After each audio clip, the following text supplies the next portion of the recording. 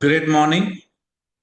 તો આજનું આપણું જે મેઇન સેશન છે એ આપણા બધાના જીવનને સ્પર્શ કરે એવું છે. Health is wealth. બધાએ સાંભળ્યું છે, પણ ખરેખર હું તમને પૂછું કે તમારામાંથી કોણ હેલ્ધી છે, તો લગભગ બધાનો જ હાથ ઊંચો થશે કે અમે બધા હેલ્ધી છીએ. અને પછી મનમાં પ્રશ્ન પણ થશે કે હેલ્ધી કેવી રીતના. જો આપણે વર્લ્ડ હેલ્થ ઓર્ગેનાઇઝેશન એટલે કે WHO ની ડેફિનેશન જોઈએ ને કે હેલ્થ શું કહેવાય, તો શારીરિક, માનસિક, સામાજિક અને આધ્યાત્મિક રીતના તમે જો સમૃદ્ધ હોવ તો જ એને આપણે કહી શકીએ છીએ. જે પણ મોનિટર ઉપર બેઠા છીએ એ લોકો જરા થોડું ધ્યાન રાખજો કે બીજા બધા લોકો ડિસ્ટર્બ ના થાય. તો મેઇન અગત્યની વસ્તુ છે કે હેલ્થ ઉપર જ્યારે આપણે ફોકસ કરીએ ને તો જ આપણને ખબર પડે છે કે હેલ્થ એકચ્યુઅલી કઈ વસ્તુ છે. હેલ્થ ઇઝ વેલ્થ એનો મતલબ છે કે પહેલું સુખ તે જાતે નર્યા.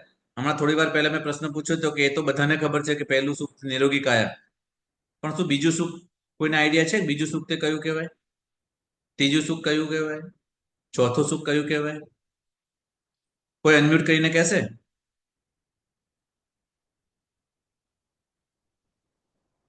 અહીંયા આગળ જે અવેલેબલ છે 11 જણા, એમાંથી કોઈને આઈડિયા ખરા બીજું સુખ કયું છે, ત્રીજું સુખ કયું છે, ચોથું સુખ કયું છે?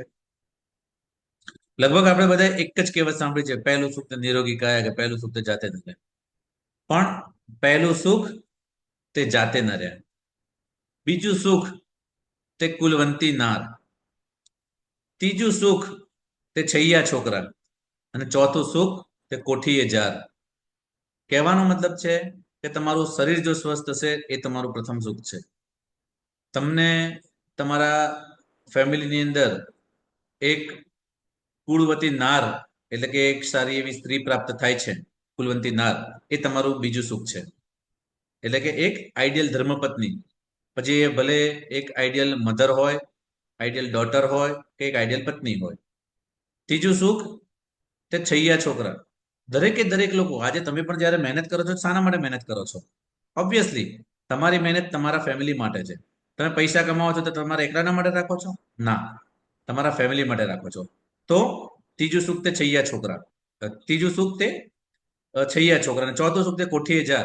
બધું જ હશે પણ જો ખાવા પીવા માટે નહીં હોય તો શું કરશો? ધન ધાન્યથી ભરેલા તમારા હોવા જોઈએ. તો આ ચારે ચાર સુખ આપણને કોઈ આપે ને, આજે એના ઉપર આપણે વાત કરવાના છે.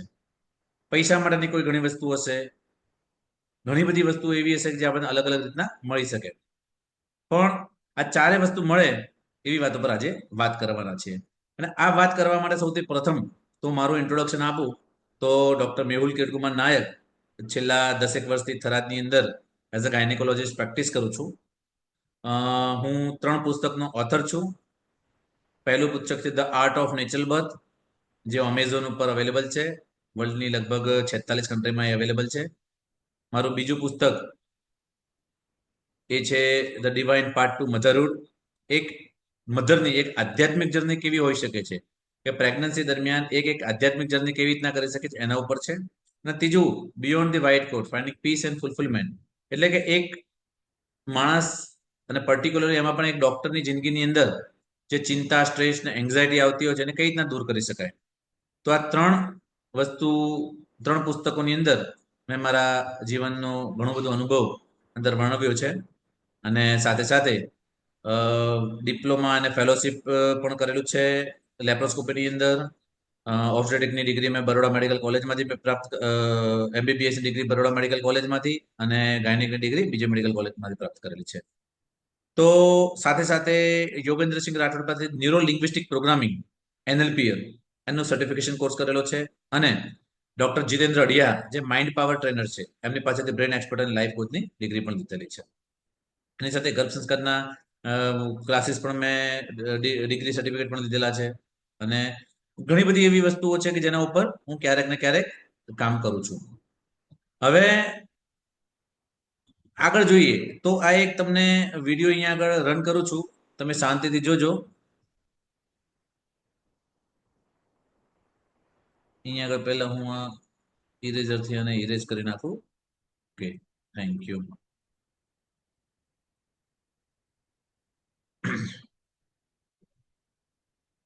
શાંતિથી આખો વિડીયો સમજવાનો પ્રયત્ન કરજો.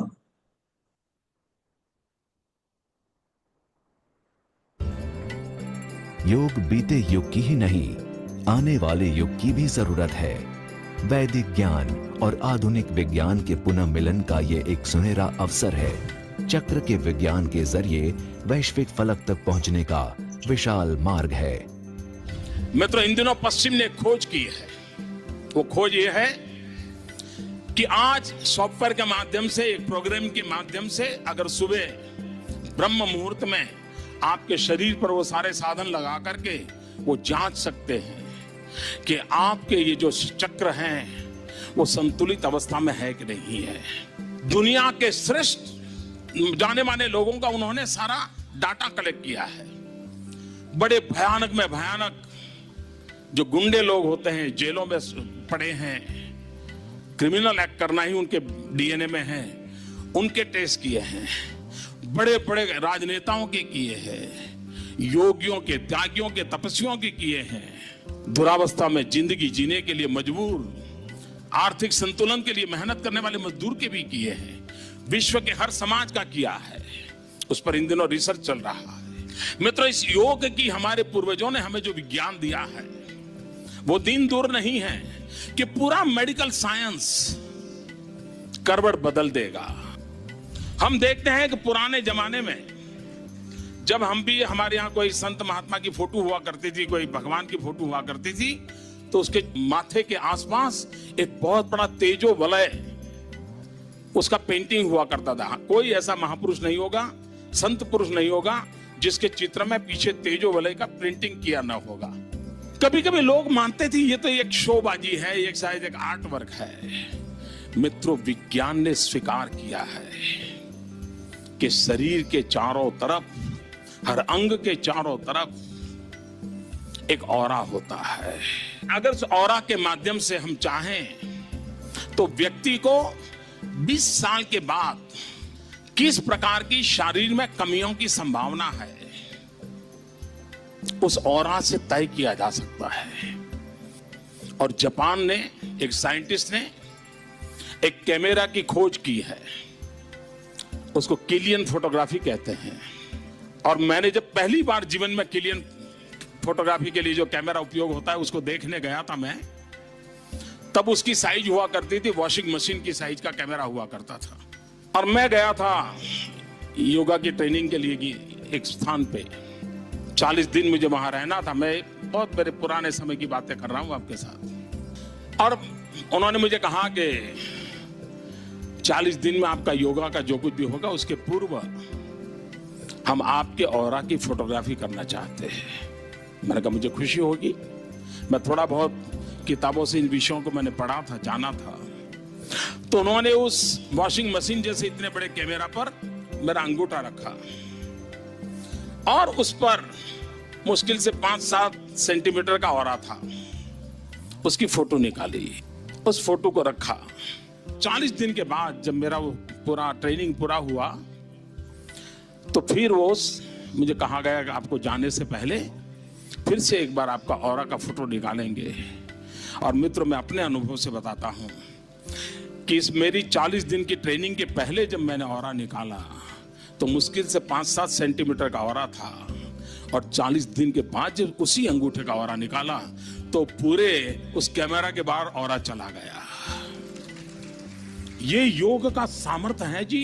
40 दिन के भीतर भीतर इसकी अनुभूति हो जाती है. तो हमारे यहाँ एक कहावत है गुजराती में, अन्न एवो ओडकार.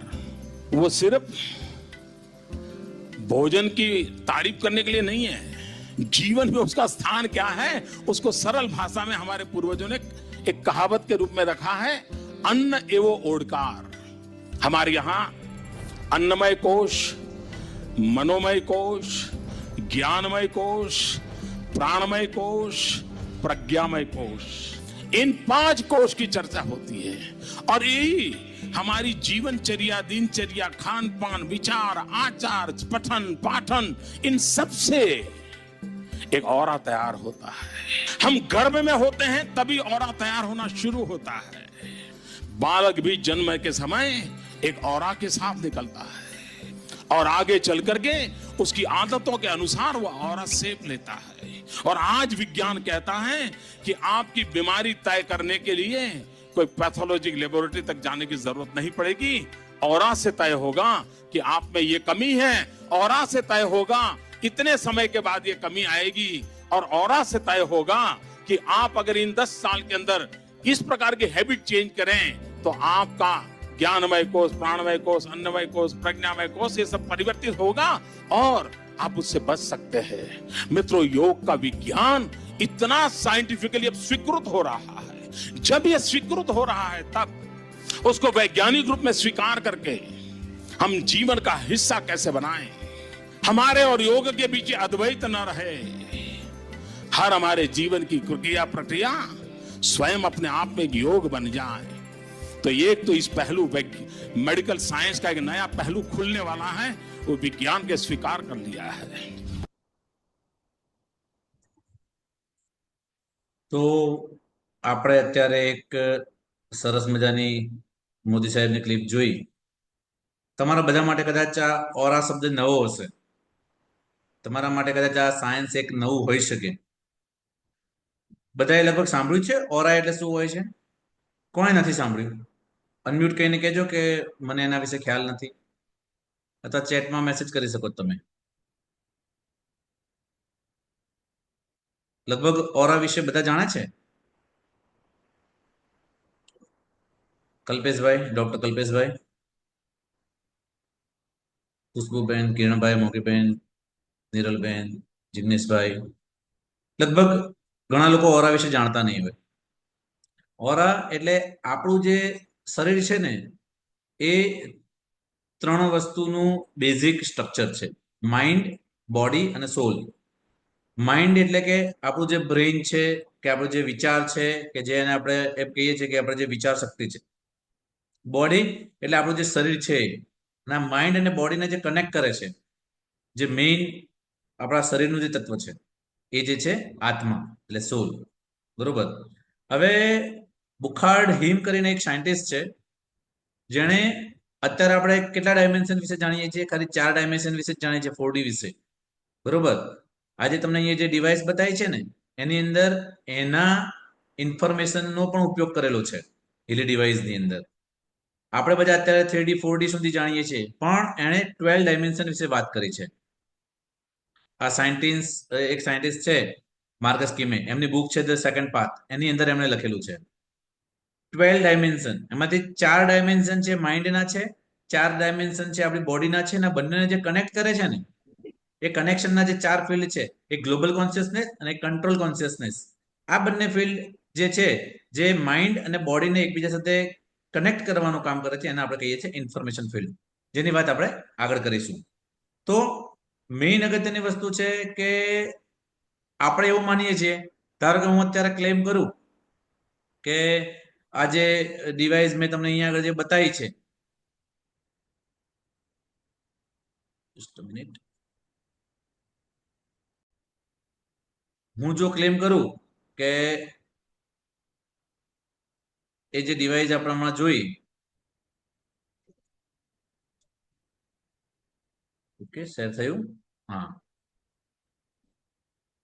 એ ડિવાઇસ તમારી અંદર માઇન્ડ તમારું ઇમ્પ્રુવ કરી શકે છે, તમારી બિઝનેસની અંદર તમને મદદ કરી શકે છે. તમને દરેક રોગ થતા હોય, જેમ મોદી સાહેબે કીધું કે તમારો ઓરાની અંદરથી પહેલેથી જ આપણે જાણી શકીએ છીએ કે કોઈ રોગ થવાનો છે કે નહીં. બરોબર. અને 10 વર્ષ પછી જો એ રોગ થવાનો હોય તો અત્યારથી આપણે એવું કામ કરી શકીએ કે જેનાથી એને મટાડી શકીએ. આ ડિવાઇસ એના ઉપર કામ કરે છે તો તરત આપણને એમ થાય છે કે આવું તો હોય, આવું શક્ય છે? આ તો પોસિબલ જ નથી. જો હું એમને તમને એમ કહું, હું એ ભલે એક એલોપેથી ડોક્ટર છું, ખરેખર જે મેં તમને પહેલા વાત કરી હતી અને વિડીયોમાં જે તમને કીધું હતું કે સારો ડોક્ટર કોણ, તો અગર તમારે કોઈ તકલીફ થાય છે અને તમે કોઈ ડોક્ટર પાસે જાઓ છો તો એ ડોક્ટર સારા જ હશે, કારણ કે ડોક્ટર તમારા ઓલરેડી તમે રોગિષ્ટ છો એટલે તમે દવાખાને જાઓ છો. તમારે કોઈ દર્દ ઊભું થયું છે, કોઈ રોગ ઊભો થયો છે એટલે તમે દવાખાને જાઓ છો. અને એટલા માટે ટ્રીટમેન્ટ કરે છે. અને કદાચ દરેક ડોક્ટરની પોતપોતાની કળા અલગ અલગ હોય, દરેક ડોક્ટર પોતાનું અલગ અલગ પ્રભુત્વ ધરાવતા હોય, દરેક વિષય અલગ અલગ હોય. એ પ્રમાણે તમારે ટ્રીટમેન્ટ કરીને તમને રોગ મટાડી શકે છે. પણ અહીંયા આગળ જે વાત કરવાની છે ને, એ કોઈ ડિગ્રી મેળવેલા કે અમારા જેવા એલોપેથી, આયુર્વેદિક, હોમિયોપેથિક કે કોઈ પણ ફ્રીક્વન્સી મેડિસિન કે એવા ડોક્ટરની વાત નથી. અહીંયા આગળ જે ડોક્ટરની વાત કરવાની વાત કરું છું, એ તમારી અંદર રહેલો ડોક્ટર, તમારી અંદર સૂતેલો ડોક્ટર. કારણ કે prevention is always better than cure, બધાને ખબર છે. પણ તમારે કેવી રીતના એ વસ્તુને પ્રિવેન્ટ કરવાની છે, એવા કયા ટૂલ્સ છે, એવી કઈ સામગ્રી છે કે જેની મદદથી તમે તમારી લાઈફની અંદર એ રોગ આવે જ નહીં, અથવા તો કોઈ પણ જાતની તકલીફો આવે જ નહીં, એના માટે કામ કરો.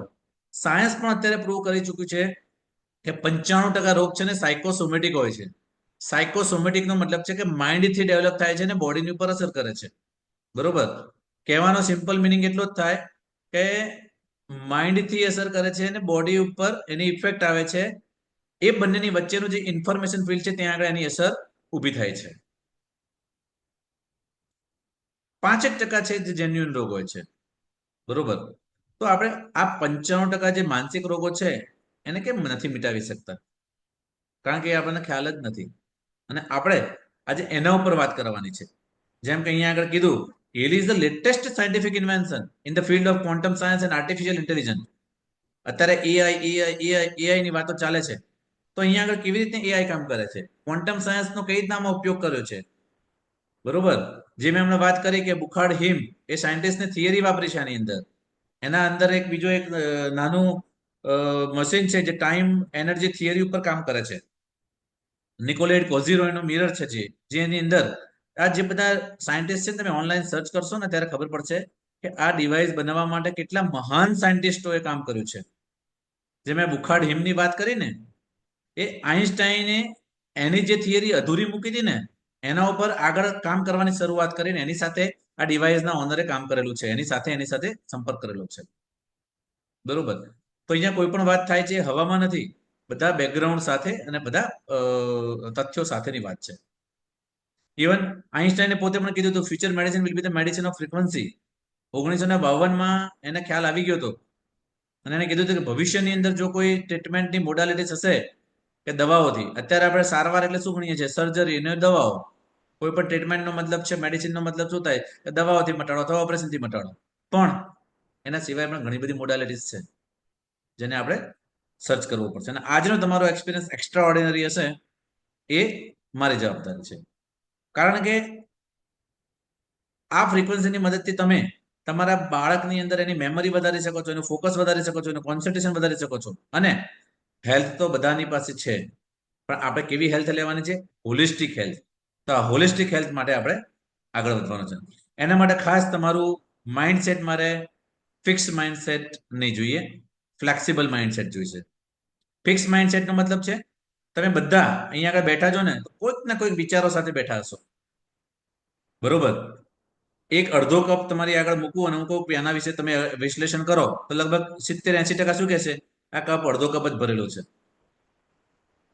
અડધો ખાલી છે, પાણી નથી. પણ જે ફોકસ તમારે કરવાનું છે ને, એ જે ભરેલો કપ છે ને, ભરેલું પાણી છે ને, એ તમારી તરસ મિટાવી શકે છે, એના ઉપર રાખવાનું છે.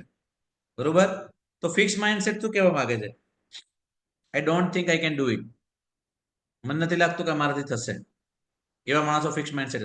મને નથી લાગતું કે અહીંયા સાહેબ આ બોલે છે પણ ડિવાઇસની અંદર કોઈ તાકાત હશે. પહેલેથી જ તમારું માઇન્ડ તમે ફિક્સ કરી નાખ્યું. એના સિવાય હું તો કોઈ ચેલેન્જ લેવા માંગતો જ નથી. આ મારા માટે બહુ અઘરું છે. આવું તો કઈ હોય हिंदी में समझाओ, क्या? हिंदी हिंदी में? में समझाओ ना पूरी Gujarat. Okay okay okay okay, Hindi में. Okay sorry. हाँ, हमारे पास दो माइंडसेट होते हैं, एक फिक्स माइंडसेट होता है और एक फ्लेक्सिबल माइंडसेट होता है. फिक्स माइंडसेट का मतलब क्या होता है? अगर आप प्रेग्नेंट हो और आपको ऐसा लग रहा है कि यार डाइट, हेल्दी डाइट लेना है, ये तो मेरे लिए पॉसिबल ही नहीं है, मैं तो ये ले ही नहीं सकती हूँ, तो बात खत्म हो गई. अपने आपने डिसाइड ही कर लिया कि आप ये कर ही नहीं सकते हो, दैट मीन्स पहले से आपने एक फिक्स माइंडसेट बना दिया है, यू कांट डू इट. और एक चीज, ये तो बहुत डिफिकल्ट है, ये तो मैं नहीं कर सकती, ओ मैं तो इतनी स्मार्ट नहीं हूँ, मेरा बच्चा एक्स्ट्रा ऑर्डिनरी इंटेलिजेंट आ सकता है। नो नो नो, मुझे डाउट है, मैं स्मार्ट नहीं हूँ। पहले से ही आप एक नेगेटिव माइंडसेट के साथ चलते हो, जबकि फ्लेक्सिबल माइंडसेट क्या होता है? ओके कॉम्प्लिकेशन है, फिगर इट आउट, कैसे इसको हम दूर कर सकते हैं? चलो कुछ प्रैक्टिस करते हैं, उसमें से कुछ आंसर मिल जाएगा। मैं मेरा बेस्ट एफर्ट करूंगा या करूंगी, मुझे उसकी रिजल्ट मिलने ही वाला है।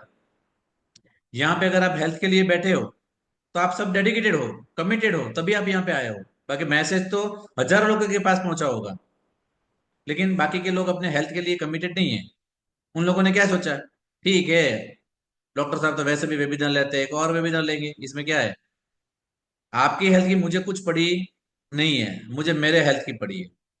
लेकिन अगर मेरे पास कुछ कुछ ऐसा नॉलेज है कि अगर वो नॉलेज आप में से किसी के पास जाता है, उसके ऊपर आप इंप्लीमेंट करते हो, एक्शन लेते हो, और आपकी लाइफ ट्रांसफॉर्म होती है, आपको उसका बेनिफिट मिलता है, तो वो सारी चीजें यूनिवर्स देख रहा है।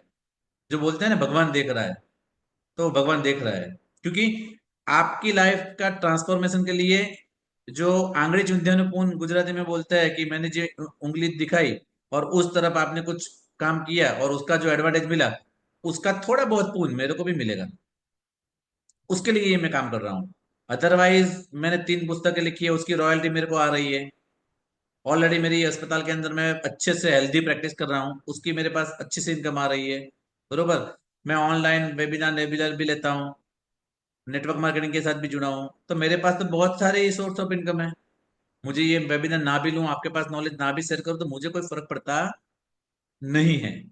लेकिन अगर आपको फर्क पड़ता है, तो वहां पे डेफिनेटली मुझे एडवांटेज मिलता है कि मेरा काम किया हुआ मुझे सफल गिना जाऊंगा, है ना? तो बहुत सारी चीजें ऐसी होती है जो मानना बहुत डिफिकल्ट होता है। हम हमेशा ऐसा मानते हैं कि ये चीज नहीं हो सकती, पहले से ही आप डिसाइड कर सकते हो। लेकिन अगर कोई साइंस अगर उसको एक्सप्लेन नहीं कर सकता, दैट डजेंट मीन कि वो अभी एग्जिस्ट ही नहीं करता है। जैसे कि मैंने अभी मैं आपको बोलूं कि हीली डिवाइस है, वो आपके फ्यूचर के बारे में मेरे को बता सकता है। आपके ऑरा को, मतलब आपकी जो आभा मंडल है, उसका रिकॉर्ड कर सकता है। आपकी बॉडी में आज से 3 साल बाद, 4 साल बाद, 5 साल बाद अगर कोई ऑर्गन डैमेज होने वाला है, तो उसकी इंफॉर्मेशन मेरे को बता सकता है। तो आप क्या सोचोगे? ये तो सब फेंक हुए है, ऐसा थोड़ी हो सकता है। क्यों? क्योंकि जब तक साइंस उसको एक्सप्लेन नहीं करता है ना, तब तक हम ऐसा ही मानते हैं कि ये हो ही नहीं सकता।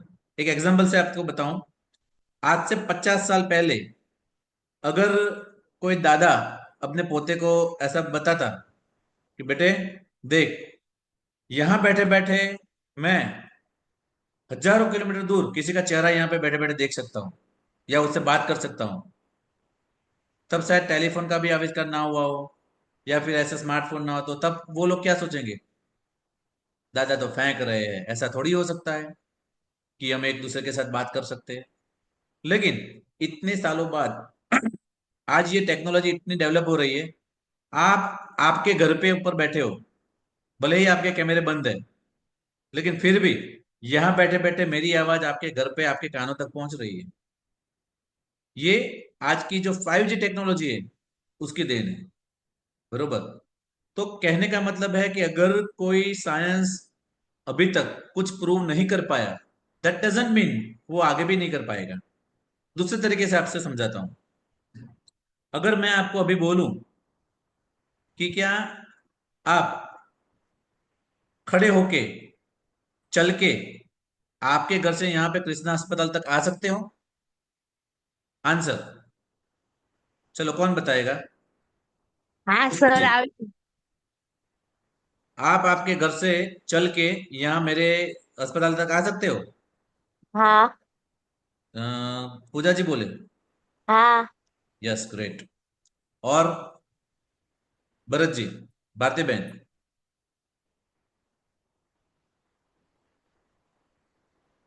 हाँ। इतना धीरे से आओगे तो कल मॉर्निंग तक भी नहीं पहुंचोगे।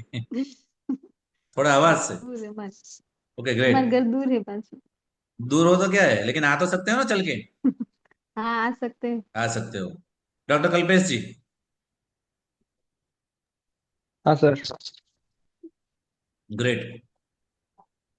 सब लोगों का लगभग एक ही आंसर है कि हाँ जी आ सकते हो। अब मेरा दूसरा क्वेश्चन, क्या आप आपके घर से उड़ के यहाँ पे मेरे पास आप पहुंच सकते हो? ना। ना। और कोई? ना। डॉक्टर जिग्नेश जी?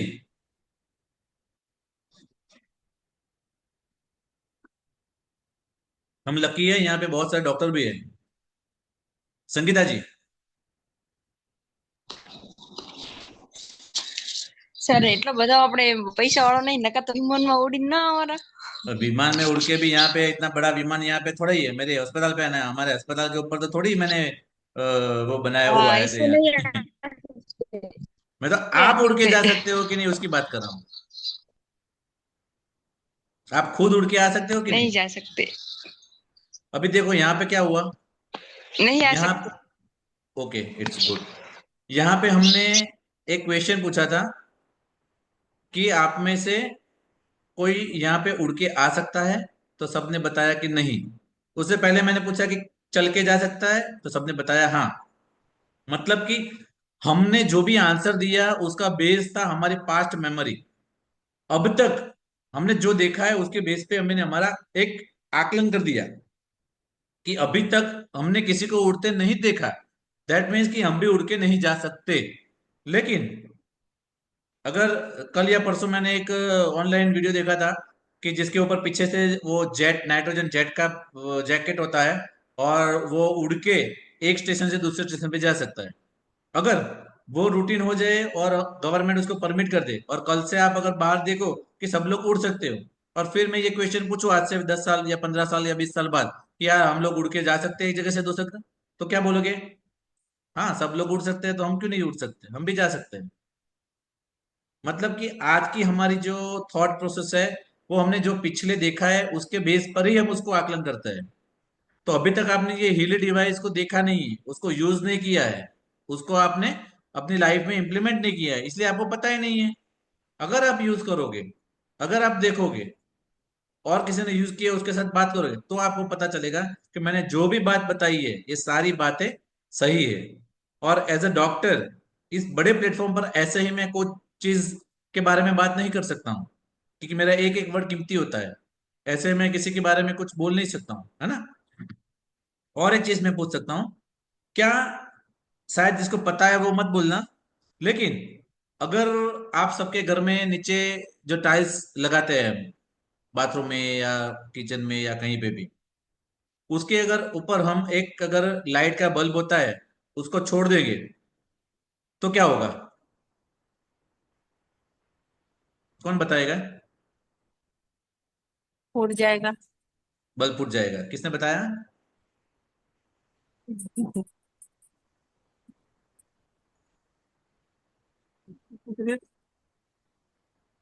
शायद भारती बहन, आपको पता होगा क्या होगा? टूट जाएगा। टूट जाएगा। खुशबू जी, क्या होगा? उड़ जाएगा, मैंने ही बताया था पहले तो। आपने ही बताया तो बताओ ना कि मैंने बताया है। बल्ब फूट जाएगा, है ना। लगभग सबका एक ही कहना है कि बल्ब फूट जाएगा। ओके। क्यों अभी तक आपने ऐसा क्यों बोला? अभी आप सब अपना रिकॉर्ड, अपना जो आंसर है उसको रिकॉर्ड करके रखना अपने माइंड में। बरोबर, मैं फिर से सबको पूछता हूँ कि आप क्या बोल रहे हो, फिर हम उसके आगे बढ़ेंगे। ये है ना, नाम भूल गया मैं।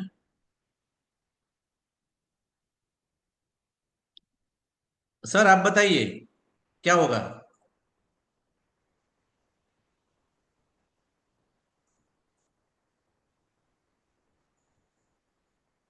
कमलेश जी?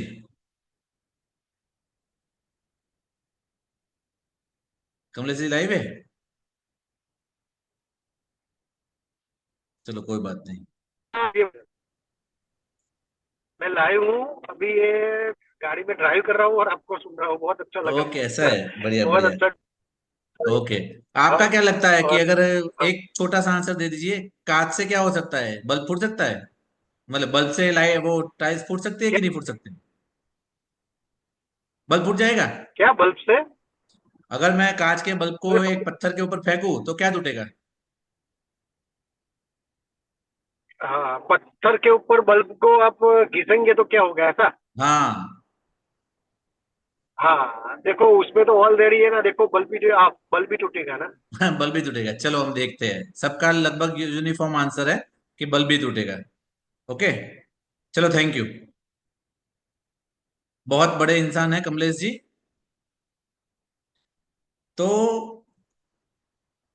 मैंने जैसे बात बताई ना, उसमें साइंस क्या होता है, साइंस हमेशा कुछ नया डिस्कवर करता है। उसका मतलब ही है डिस्कवर, मतलब कि कोई भी चीज है उसको हम उसके ऊपर से कवर रिमूव करते हैं। जब तक हमारे अंदर जो नॉलेज है, उसके ऊपर जो कचरा लगा है, उसको हम कवर नहीं करेंगे, कवर हटाएंगे नहीं, तब तक हमारा खुद का साइंस उजागर नहीं होगा। बरोबर। जैसे कि साइंस क्या होता है, अगर आप ग्रेविटी के बारे में जानते हो कि नहीं जानते हो, मतलब कि गुरुत्वाकर्षण बल के बारे में आप जानते हो कि नहीं जानते हो, लेकिन कुछ भी चीज ऊपर से नीचे गिरेगी, चाहे अब आपके हाथ से गिरे या फिर कोई साइंटिस्ट के हाथ से गिरे, वो नीचे ही जाएगी। ऐसा नहीं कि वो साइंटिस्ट गुरुत्वाकर्षण के बारे में, ग्रेविटी के बारे में जानते हैं, इसीलिए उसके हाथ से गिरेगी तो नीचे गिरेगी, और आप नहीं जानते हो तो मतलब वो ऊपर जाएगी। अगर 15वीं माली से कोई बच्चा की, कोई आदमी की कोई आत्महत्या करता है, तो वो नीचे ही गिरेगा, वो ऊपर नहीं जाएगा, फिर गिरने के बाद भले ऊपर चला जाए। तो वो सारे लॉज हैं, और लॉज कभी भी गलत नहीं हो सकते, लॉज हमेशा सही ही रहते हैं। बरोबर। अगर वीडियो कॉलिंग करते हैं हम किसी को, तो उसमें जो टेक्नोलॉजी लगती है वो लगती है, और हम आपसे बात कर रहे हैं, आप हमें देख रहे हैं, तो वो एक साइंस है। पहले उसको हमें नहीं पता था, इसलिए वो हमें नहीं मान रहे थे, लेकिन आज हम मान सकते हैं कि हम एक दूसरे के साथ सामने सामने बात कर सकते हैं। इवन एज अ गायनेकोलॉजिस्ट मैं आपको ये भी बता सकता हूँ, पॉसिबल हो तो सब म्यूट रहेंगे तो थोड़ा अच्छा रहेगा। और अगर मैं ये बताऊं एज अ गायनेकोलॉजिस्ट कि क्या बच्चा कहाँ पे पैदा होता है, आपको लगा ये तो शायद पूछने की बात है। एक स्त्री के शरीर में बच्चादानी के अंदर ही तो बच्चा पैदा होगा। लेकिन मैं आपको बताऊं कि अभी ऐसे रिसर्च हो रहे हैं, आपका बच्चा आप दोनों के शरीर के बाहर लाखों किलोमीटर दूर अगर कोई लेबोरेटरी के अंदर पैदा हो, और उसको आपको आपके जैसे कैरेक्टर चाहिए, जैसे कि हम गर्भ संस्कार के क्लासेस में आपको सिखाते हैं ना कि आप आपके बच्चे के अंदर ये क्वालिटीज ला सकते हो, ऐसे लिए आप ये चीजें करिए, वो सारी चीजें लाखों किलोमीटर दूर अगर वो बच्चा पैदा हो रहा है तो उसके अंदर भी आ सकते हैं। उसके जीन्स आपके दोनों के ही रहेंगे, आपका ही डीएनए रहेगा। तो कैसा लगेगा यार, ये तो फालतू की बातें कर रहा है ना। चलो वो भी देख लेते हैं।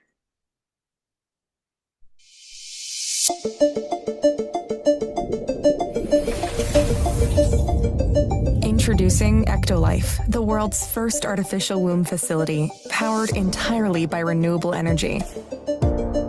Ectolife allows infertile couple to conceive a baby and become the true biological parents of their own offspring.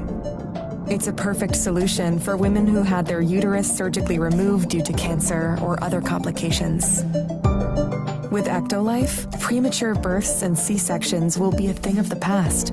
Ectolife is designed to help countries that are suffering from severe population decline, including Japan, Bulgaria, South Korea, and many others. The facility features 75 highly equipped labs. Each state-of-the-art lab can accommodate up to 400 growth pods or artificial wombs. Every pod is designed to replicate the exact conditions that exist inside the mother's uterus. A single building can incubate up to 30,000 lab-grown babies per year. Ectolife allows your baby to develop in an infection-free environment. The pods are made of materials that prevent germs from sticking to their surfaces. Every growth pod features sensors that can monitor your baby's vital signs, including heartbeat, temperature, blood pressure, breathing rate, and oxygen saturation. The artificial intelligence-based system also monitors the physical features of your baby and reports any potential genetic abnormalities. अगर कोई genetic abnormality develop होती है, कुछ भी होता है, तो वो भी तुरंत ही The पता चल pods are सकता है। equipped with a screen that displays real-time data on the developmental progress of your baby. आपके घर में आपके मोबाइल के These अंदर data बच्चे are का sent जो भी directly डेवलपमेंट to हो your रहा है वो phone, so right you time can में, track रियल your टाइम में baby's आपको पता health from चलेगा। the comfort of your zone. The app also provides you with a high-resolution live view of your baby's development.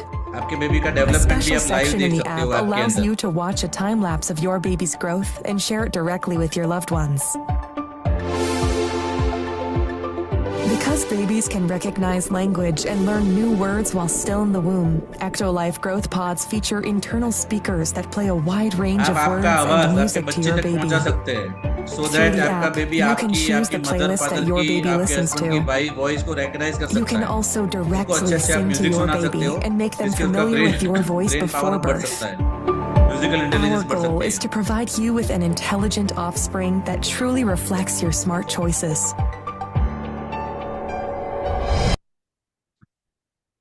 तो ये तो एक ऐसी चीज हुई कि जिसके बारे में हमने ऐसे सोचा है कि हो सकती है, लेकिन ये सारी चीजें अभी ऑन द रिसर्च वर्क में चल रही है। किसी ने भी सोचा था कि ऐसा हो सकता है? तो अब जब मैंने बताया ना, उसके बारे में हम सोच देखते हैं कि इसमें क्या बता रहा है।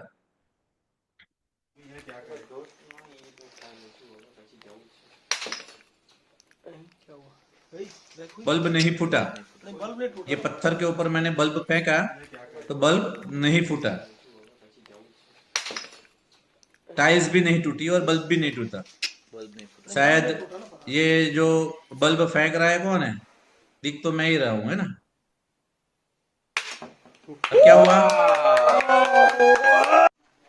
बल्ब नहीं फूटा लेकिन टाइल्स फूट गई।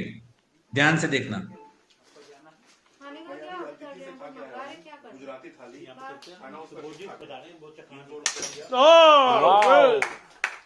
बल्ब नहीं फूटा और 3 टाइल्स टूट गई। टुकड़ा टुकड़ा कर दिए, 5-6 टुकड़े कर दिए। ये पूरा बल्ब आज भी मेरे पास पड़ा हुआ है यहाँ पे कृष्णा अस्पताल में। अगर किसी को देखना है तो आप आके इसको कंफर्म कर सकते हो।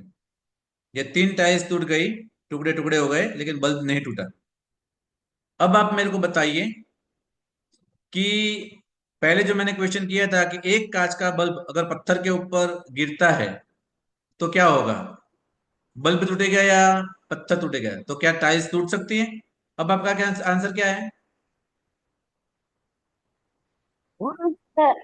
જોયું એટલે સાચું તો હશે પણ કેવી રીતે પોસિબલ છે નહીં ખબર. उसके लिए तो आपको आपकी लाइफ के बहुत सारे टाइम है ना उसके पीछे निकालने पड़ेंगे। आपको स्पिरिचुअलिटी में आगे बढ़ना पड़ेगा, आपको बिलीफ में आगे बढ़ना पड़ेगा। अभी आपको इतना ही ध्यान रखना है कि ये चीज पॉसिबल है या नहीं है। कैसे है उसके लिए पूरा डिफरेंट सेशन है, उसके लिए पूरा अलग ही आपको आपकी लाइफ को ट्रांसफॉर्म करनी है, उसके लिए मैं यहाँ पे बैठा हूं। लेकिन क्या पॉसिबल है? कांच के बल्ब से टाइल्स तोड़ना पॉसिबल है? अब क्या बोलोगे आप लोग? ये सोच सकता है क्या तो हो सकता है ना, क्योंकि अभी आपने देखा, अभी तक आपने देखा नहीं था, साइंस इसके इसके लिए आपके माइंड में थोड़ा क्वेरी था, लेकिन अभी आपने देखा। और ये कोई इंटरनेट से लिया वीडियो नहीं है, ये मैं खुद हूं जो ये एक्ट करके आपको दिखा रहा हूं। दैट्स वाई मैं बता रहा हूं कि अभी जो मैं फ्रीक्वेंसी मेडिसिन की बात भी कर रहा हूं वो भी ऐसे ही है। जब तक आप उसको इस्तेमाल नहीं करोगे तब तक आपको बहुत सारे डाउट रहेंगे, और उसी के लिए हम आपकी हेल्थ एज अ प्रायोरिटी कैसे इंप्रूव कर सकते हैं उसके बारे में आज यहाँ पे सीखने जा रहे हैं। तो ये एक ऐसी फ्रीक्वेंसी डिवाइस है जो आपको एक होलिस्टिक हेल्थ, वेलबींग और वाइटलिटी देती है। अभी तक मैंने जो आपको बताया वो सिर्फ और सिर्फ आपकी एक बिलीफ पैदा करने के लिए आपको समझाया है कि यू आर दी वन। आप वो हो जो आप कुछ भी करने के लिए सक्षम हो। आप वो इंसान हो जो इस लाइफ के अंदर बहुत सारी चीजें ट्रांसफॉर्म कर सकते हो, इवन आपकी खुद की हेल्थ और आपके आसपास के एटमॉस्फेयर को भी। लेकिन कैसे, उसके लिए हम आगे देखते हैं। तो फ्रीक्वेंसीज फॉर योर लाइफ, ये एक ऐसी डिवाइस है जो एक एडवांस्ड गैजेट है जो आर्टिफिशियल इंटेलिजेंस और क्वांटम साइंस के ऊपर काम करता है और क्लाउड कंप्यूटिंग के ऊपर। जिसका मतलब ये होता है कि आकाश के अंदर, जैसे कि हमारा इंटरनेट क्या होता है, एक क्लाउड में स्टोर्ड होता है ना। हमारे मोबाइल में थोड़ी होता है जैसे इंटरनेट का बटन हमने बंद कर दिया तो हमारे अंदर इंटरनेट आना बंद हो जाएगा। लेकिन जैसे इंटरनेट का हमने लोगो चालू कर दिया तो क्या होगा, वो क्लाउड से कनेक्ट हो जाएगा। और क्लाउड में जो सारी इंटरनेट की इंफॉर्मेशन अवेलेबल है, जैसे कि आप वेयर इज ताजमहल अंदर इंटरनेट के ऊपर डालोगे, तो वो इंफॉर्मेशन कहाँ से लाएगा? क्लाउड में से लाएगा। और क्लाउड में से लाके वो कहाँ डालेगा? आपके मोबाइल के अंदर डालेगा। और आपके मोबाइल के अंदर डालेगा, वो आप खुद पढ़ोगे। सिमिलरली ये हील डिवाइस क्या करता है, उसके पास 90 लाख फ्रीक्वेंसीज का डेटा स्टोर्ड है। क्यों, वो मैं आगे आपको बता रहा हूँ। ये जो सारे डेटा है फ्रीक्वेंसीज के, फ्रीक्वेंसीज का मतलब क्या होता है? एक वेव्स होता है। वो पूरी चीज हम आगे सीखेंगे। तो वो जो डेटा सारे होते हैं, वो सारे डेटा हमारे मोबाइल के साथ कनेक्ट होते हैं। हमारा मोबाइल है, ये डिवाइस के साथ कनेक्ट होता है। और जब ये डिवाइस के साथ कनेक्ट होता है, वो डिवाइस वो ही सारी 90 लाख फ्रीक्वेंसी का एक्सेस हम कर सकते हैं। और हमारी बॉडी को जो चाहिए, जितने प्रमाण में चाहिए, आर्टिफिशियल इंटेलिजेंस उसको एनालाइज करके जो भी हमें चाहिए वो हमें डिलीवर करता है। इंडिविजुअलाइज्ड माइक्रोकरंट फ्रीक्वेंसीज हमारी बॉडी के बायो एनर्जेटिक फील्ड के हिसाब से हार्मोनाइज करके हमें वो देता है। ये डिवाइस जर्मनी के अंदर मेड है, और इसको मार्कस स्किमेके उसने डेवलप की है। और ये टाइम वेवर उसकी पैटेंट कंपनी थी, जो 2006 से मार्केट में है। मतलब कि ये डिवाइस, ये फ्रीक्वेंसी मेडिसिन आज की बात नहीं है, ये ऑलरेडी 2006 से मार्केट में है। और अगर फ्रीक्वेंसी की बात करें, तो 1920 के आसपास, आज की बात नहीं, 1920 की, मतलब आज से लगभग 100 ईयर्स पहले, ऑलरेडी यूएसए के अंदर फ्रीक्वेंसी की मदद से, सॉल्फेजियो फ्रीक्वेंसी की मदद से कैंसर को ट्रीट किया जाता था। लेकिन ये ऑल्टरनेटिव थेरापी मेडिकल फील्ड के लिए बहुत हानिकारक थी, क्योंकि बहुत सारी दवाइयां, बहुत सारी चीजें ये मार्केट में नहीं आ सकती थी अगर ये ट्रीटमेंट इसके ऊपर अगर ज्यादा वर्क होता। तो गवर्नमेंट ने वहां के इन सब के ऊपर बैंड लगा दिया। क्यों? क्योंकि जो फ्रीक्वेंसी देने का जो तार था, उसके वजह से हाथ के ऊपर थोड़ी हीट पैदा होती थी, और जो हीट पैदा होती थी उसकी वजह से वहां पे बर्निंग हो जाता था। तो उन लोगों ने वो क्लेम किया कि ये आपकी डिवाइस बॉडी को हार्म करती है। भले कैंसर को मिटा देती थी, उसके जो सेल्स थे उसको डैमेज करती थी, लेकिन बॉडी को हार्म करती है, उस वो रीजन बता के उन लोगों ने वो बंद कर दिया। दैट मीन्स कि फ्रीक्वेंसी तो आज से 1920 के आसपास भी थी, लेकिन हमारे पास डेवलप्ड फॉर्म में आ जाए। तो इसके अंदर स्लीप के प्रोग्राम है, एनर्जी के प्रोग्राम है, पेन के प्रोग्राम है, ऑरा एनालिसिस है, मेंटल बैलेंस है, चक्रा बैलेंस है, लर्निंग के प्रोग्राम है, ब्यूटी के प्रोग्राम है। लगभग ईच एंड एवरीथिंग ऑफ ये डे टू डे लाइफ के अंदर आप जो भी चाहिए, वो आपके हिसाब से उसको आप यूटिलाइज कर सकते हो। अब दूसरी चीज यहाँ पे पूछना चाहता हूँ कि यहाँ पे दो चीजें दिखाई है, तो इसमें डिफरेंस क्या होता है? एक तरफ मैंने कबाड़ दिखाया है, टेबल है, पानी की बोतल है, एक बिल्डिंग है, और दूसरी तरफ एक फोन है, एक कुत्ता है, एक ग्रीन ट्री के ऊपर मैंगो लगी लगी हुई है, गाड़ी है। इन दोनों के में कोई डिफरेंस बता सकता है मेरे को? थोड़ा सेशन हमारा इंटरेक्टिव है, इसलिए थोड़ा ज्यादा लंबा चलता है। अदरवाइज मेरे को 45 मिनट में कंप्लीट करना था, लेकिन मैंने सोचा कि अगर दे ही रहा हूँ तो अच्छे से ही दूं। कोई बता सकता है? चलो मैं आपको मेरी तरफ से ही बता देता हूँ, क्योंकि आपका माइंड थोड़ा ब्लॉक हो जाएगा। जो इस तरफ लेफ्ट राइट हैंड साइड पे जो दिखाया हुआ है, एक सोफा है, कपबोर्ड है, बिल्डिंग है, पानी की बोतल है, ये। और राइट साइड पे है जो इस तरफ की मोबाइल, जो सारी चीजें हैं, वो सारी चीजें हिल नहीं सकती, मतलब एक जगह पे स्थिर रहती है। अगर उसको हिलाना है तो कुछ आउटसाइड कोई एक्टिविटी या एक्शन या एनर्जी की जरूरत पड़ेगी। जबकि जो राइट साइड पे है, अगर गाड़ी को चलाना है तो उसके अंदर फ्यूल डालोगे तो वो गाड़ी चलेगी। अगर ये वनस्पति है, मैंगो ट्री है, उसमें पानी या वो खाद डालोगे तो वो अपने आप बड़ा होगा। मोबाइल है, उसको अगर आप चार्ज करोगे तो मोबाइल चार्ज होगा। या फिर कुत्ता है, उसको भी खाना पीना खिलाओगे तो वो जाएगा। तो लिविंग थिंग, जो भी जिंदा चीजें है, उसको कुछ ना कुछ चाहिए। जो लेफ्ट साइड की चीजें थी, सोफा था या फिर कोई बिल्डिंग थी, पानी की बोतल थी, उसको कुछ एनर्जी की जरूरत नहीं है। लेकिन राइट साइड की चीज को जिंदा रहने के लिए पानी चाहिए, या फिर इलेक्ट्रिसिटी चाहिए, या फिर खाना पीना चाहिए, कुछ ना कुछ चीज तो चाहिए चाहिए और चाहिए। अगर गाड़ी है, उसको भी चलने के लिए या जिंदा रहने के लिए पेट्रोल या डीजल चाहिए, है ना? तो अल्टीमेटली जिंदा रहने के लिए हमें क्या चाहिए? एनर्जी चाहिए, या फिर इलेक्ट्रिसिटी चाहिए। और यही एनर्जी और इलेक्ट्रिसिटी को हम पावर बोलते हैं। इसीलिए कोई भी चीज दो तरह की होती है। जो जिंदा रहने के लिए जो चीजें होती है, जो जिंदा चीजें होती है, उसको एनर्जी दो तरीके से मिलती है। एक चीज होती है जो मूव नहीं करती है, और दूसरी चीज होती है जो मूव कर सकते हैं। जैसे कुत्ता, तो वो मूव कर सकता है। जैसे कि टीवी का यूनिट है, तो टीवी मूव नहीं कर सकता। हमारा मोबाइल है, तो वो हमारे साथ मूव कर सकता है। तो जो चीज मूव कर सकती है, उसको अगर एनर्जी चाहिए, तो वो कहाँ से मिलेगी? बैटरी से मिलेगी। उसके अंदर बैटरी होती है ना।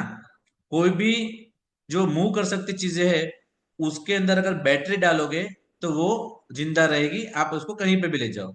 लेकिन जो नॉन मूविंग चीज है, उसको अगर जिंदा रहना है तो आपको क्या चाहिए होगा? वायर चाहिए होगा, है ना। वायर्ड होगा, तो वायर से आप प्लग भराओगे तब उसके अंदर एनर्जी जाएगी। तो अब आप मुझे बताओ कि ह्यूमंस किस में आता है? मूवेबल में आता है या फिर एक जगह स्थिर चीज में आता है? ह्यूमन किस में आएगा? एक जड़ पदार्थ है या फिर मूवेबल पदार्थ है? हम लोग घूम फिर सकते हैं कि एक ही जगह पे चोटे रहते हैं, चिपके रहते हैं? फिर सबको घूम फिर सकते हैं। दैट मीन्स कि हमें एक्टिव रहने के लिए, लाइव रहने के लिए हमें क्या चाहिए? क्या चाहिए हमें एनर्जी प्रोड्यूस करने के लिए? क्या लिखा है यहाँ पे? Energy, battery. हाँ, बैटरी चाहिए। तो हमारी बैटरी कहाँ पे है? Since we are a portable system, हम भी घूम फिर सकते हैं, तो we must have a battery system that provide the voltage as we move about. तो हमें भी जिंदा रहने के लिए, घूमने फिरने के लिए हमारे अंदर भी बैटरी चाहिए, जो वोल्टेज को प्रोड्यूस कर सके। तो हमारे अंदर भी हमारे जो सेल्स होते हैं, जो हम जो वॉच होती है, clock watch, wall clock clock, तो उसके अंदर हम क्या डालते हैं? बैटरी डालते हैं ना। उस बैटरी को हम क्या बोलते हैं? सेल्स ही बोलते हैं ना। भाई सेल खाली थी क्यों, चली जाओ, है ना। हम्म। तो सेल्स का मतलब क्या होता है? Cells are the voltage generator as well as a rechargeable batteries. तो हमारा ईच एंड एवरी सेल्स, हमारे अंदर भी कोष होते हैं, बैटरी को ही कोष बोलते हैं, उसको ही सेल बोलते हैं। तो हमारा ईच एंड एवरी सेल, हमारी बॉडी के जो एक एक कोष है, वो हमारे लिए एनर्जी को जनरेट करते हैं, वो वोल्टेज को जनरेट करते हैं। और वही सेल्स एक वोल्टेज को बनाता है। Etch battery power is measured in voltage. जो एक सेल होता है, जो जैसे कि बैटरी का कितने एमएम का वोल्टेज है, मिली वोल्ट है, उसके हिसाब के उसका वोल्टेज आता है। सिमिलरली हमारी बॉडी के अंदर भी जो सेल्स होते हैं, वो -20 और -25 के बीच काम करने के लिए बने हुए होते हैं। अभी ये थोड़ा बहुत साइंटिफिक है, इसलिए थोड़ा सा समझे, ऐसे हल्के से वे में आगे जा रहा हूं। तो हमारे बॉडी के जो सारे सेल्स है, वो -20 और -25 मिली वोल्ट के बीच काम करने के लिए बने हुए हैं। ओके। अभी आप ये याद रखना कि हमारे बॉडी के सारे सेल्स एक -20 और -25 मिली वोल्ट के ऊपर काम करने के लिए बने हुए। और एक ह्यूमन की जो पीएच होती है, हमारा ब्लड का भी एक पीएच वैल्यू होता है, वो 7.35 से 7.45 के बीच बना रहता है। अगर ये चीज मेंटेन होती है तो हम हेल्थी है। ये आपको रट्टा लगा देना है या फिर समझ लेना है कि ये ऐसा ही है। क्यों है उसके लिए तो आपको पूरा बॉडी का फिजियोलॉजी या बायोलॉजी सीखना पड़ेगा। लेकिन अभी आपको क्या याद रखना है? हमारी बॉडी का each and every cell -20 -25 millivolt के बीच वोल्टेज मेंटेन करता है। हमारी बॉडी की पीएच, हमारी ब्लड की पीएच 7.35 से 7.45 के बीच रहनी चाहिए। तो अभी होता है क्या? जब हम जन्म लेते हैं, हम छोटे बच्चे होते हैं, तो हमारी जो पीएच होती है, वो होती है 7.61, जो 7.35 से 7.45 के बीच आइडियल होनी चाहिए। लेकिन यहाँ पे कितनी होती है? 7.61। और सेल का वोल्टेज भी -20 से -35 के बीच में होना चाहिए। और बच्चे के सेल के वोल्टेज कितने होते हैं? -35। इसीलिए जब भी आप छोटे बच्चे को देखते हो, तो वो हमेशा एनर्जेटिक रहते हैं, हमेशा उछल कूद करते हैं, हमेशा भागते रहते हैं। क्यों? क्योंकि उनकी बैटरी हमेशा एक्टिव रहती है। उनके अंदर के जो सेल्स है, उसकी बैटरी हमेशा एनर्जेटिक रहती है। इसीलिए उनकी पीएच 7.61 रहती है, वोल्टेज -35 रहता है, और बच्चे हमेशा स्माइल देते हैं, उछल कूद करते हैं, घूमते फिरते हैं। इसीलिए वो हमें बहुत ही इंपॉर्टेंट और जरूरी है। आइए सर, उसके अलावा जैसे हम एडल्ट होते हैं, तो एडल्ट होने के बाद हमारी पीएच क्या रहती है? 7.44। हमारा सेल का वोल्टेज रहता है -25। दैट मीन्स जैसे हम एडल्ट होते हैं, तो हमारी ये रेंज के अंदर आइडियली होना जरूरी है। लेकिन आज क्या होता है, हम बीमार हो जाते हैं, हम सीख हो जाते हैं, जल्दी से थकान महसूस करते हैं। और अगर ऐसे लोगों की बॉडी की पीएच अगर हम मापे तो वो कितनी हो जाती है, लेस देन 7.25, यानी कि 7.25 से कम, 7.18 और उससे भी कम। और जब सेल का वोल्टेज अगर हम मापते हैं तो वो क्या होता है, वो भी -35 से गिर के -10 हो जाता है। तो ये क्यों होता है? अगर आप अपनी लाइफ में या अगर आपके आसपास में अगर आप देखोगे तो लोगों की स्लीप इरेगुलर हो गई है, हैबिट बिगड़ गई है, लाइफस्टाइल सेडेंटरी हो गई है, मतलब पड़े रहते हैं, एक ही जगह पे बैठे बैठे काम करते हैं, व्यसन एडिक्शन हो गए हैं, स्ट्रेस एंड नेगेटिव इमोशंस आ जाते हैं, नेगेटिव थॉट्स आ जाते हैं, बीड़ी सिगरेट तंबाकू का एडिक्शन रहता है, मोबाइल का एडिक्शन रहता है। आसपास में अगर आप देखोगे तो पॉल्यूशन, आप जो भी चीज, अगर आप वॉइस तो वॉइस पॉल्यूशन, वाटर तो वाटर पॉल्यूशन, एयर तो एयर पॉल्यूशन, अगर खाना खाते हो तो उसमें भी फूड पॉल्यूशन, केमिकल, कहीं पे भी आप अगर आसपास नजर डालोगे कोई भी चीज प्योर फॉर्म में आपको नहीं मिलती है। इवन अगर आप दवाई भी खाते हो तो दवाई भी कॉन्टामिनेटेड, या फिर सही हो भी सकती है नहीं भी हो सकती है। तो ये सारी चीजों को ये फ्रीक्वेंसी थेरेपी हील कर सकती है। हमारी जो डिवाइस है वो इसको सारे पैरामीटर के ऊपर काम कर सकती है। कैसे, ये भी हम सीखेंगे।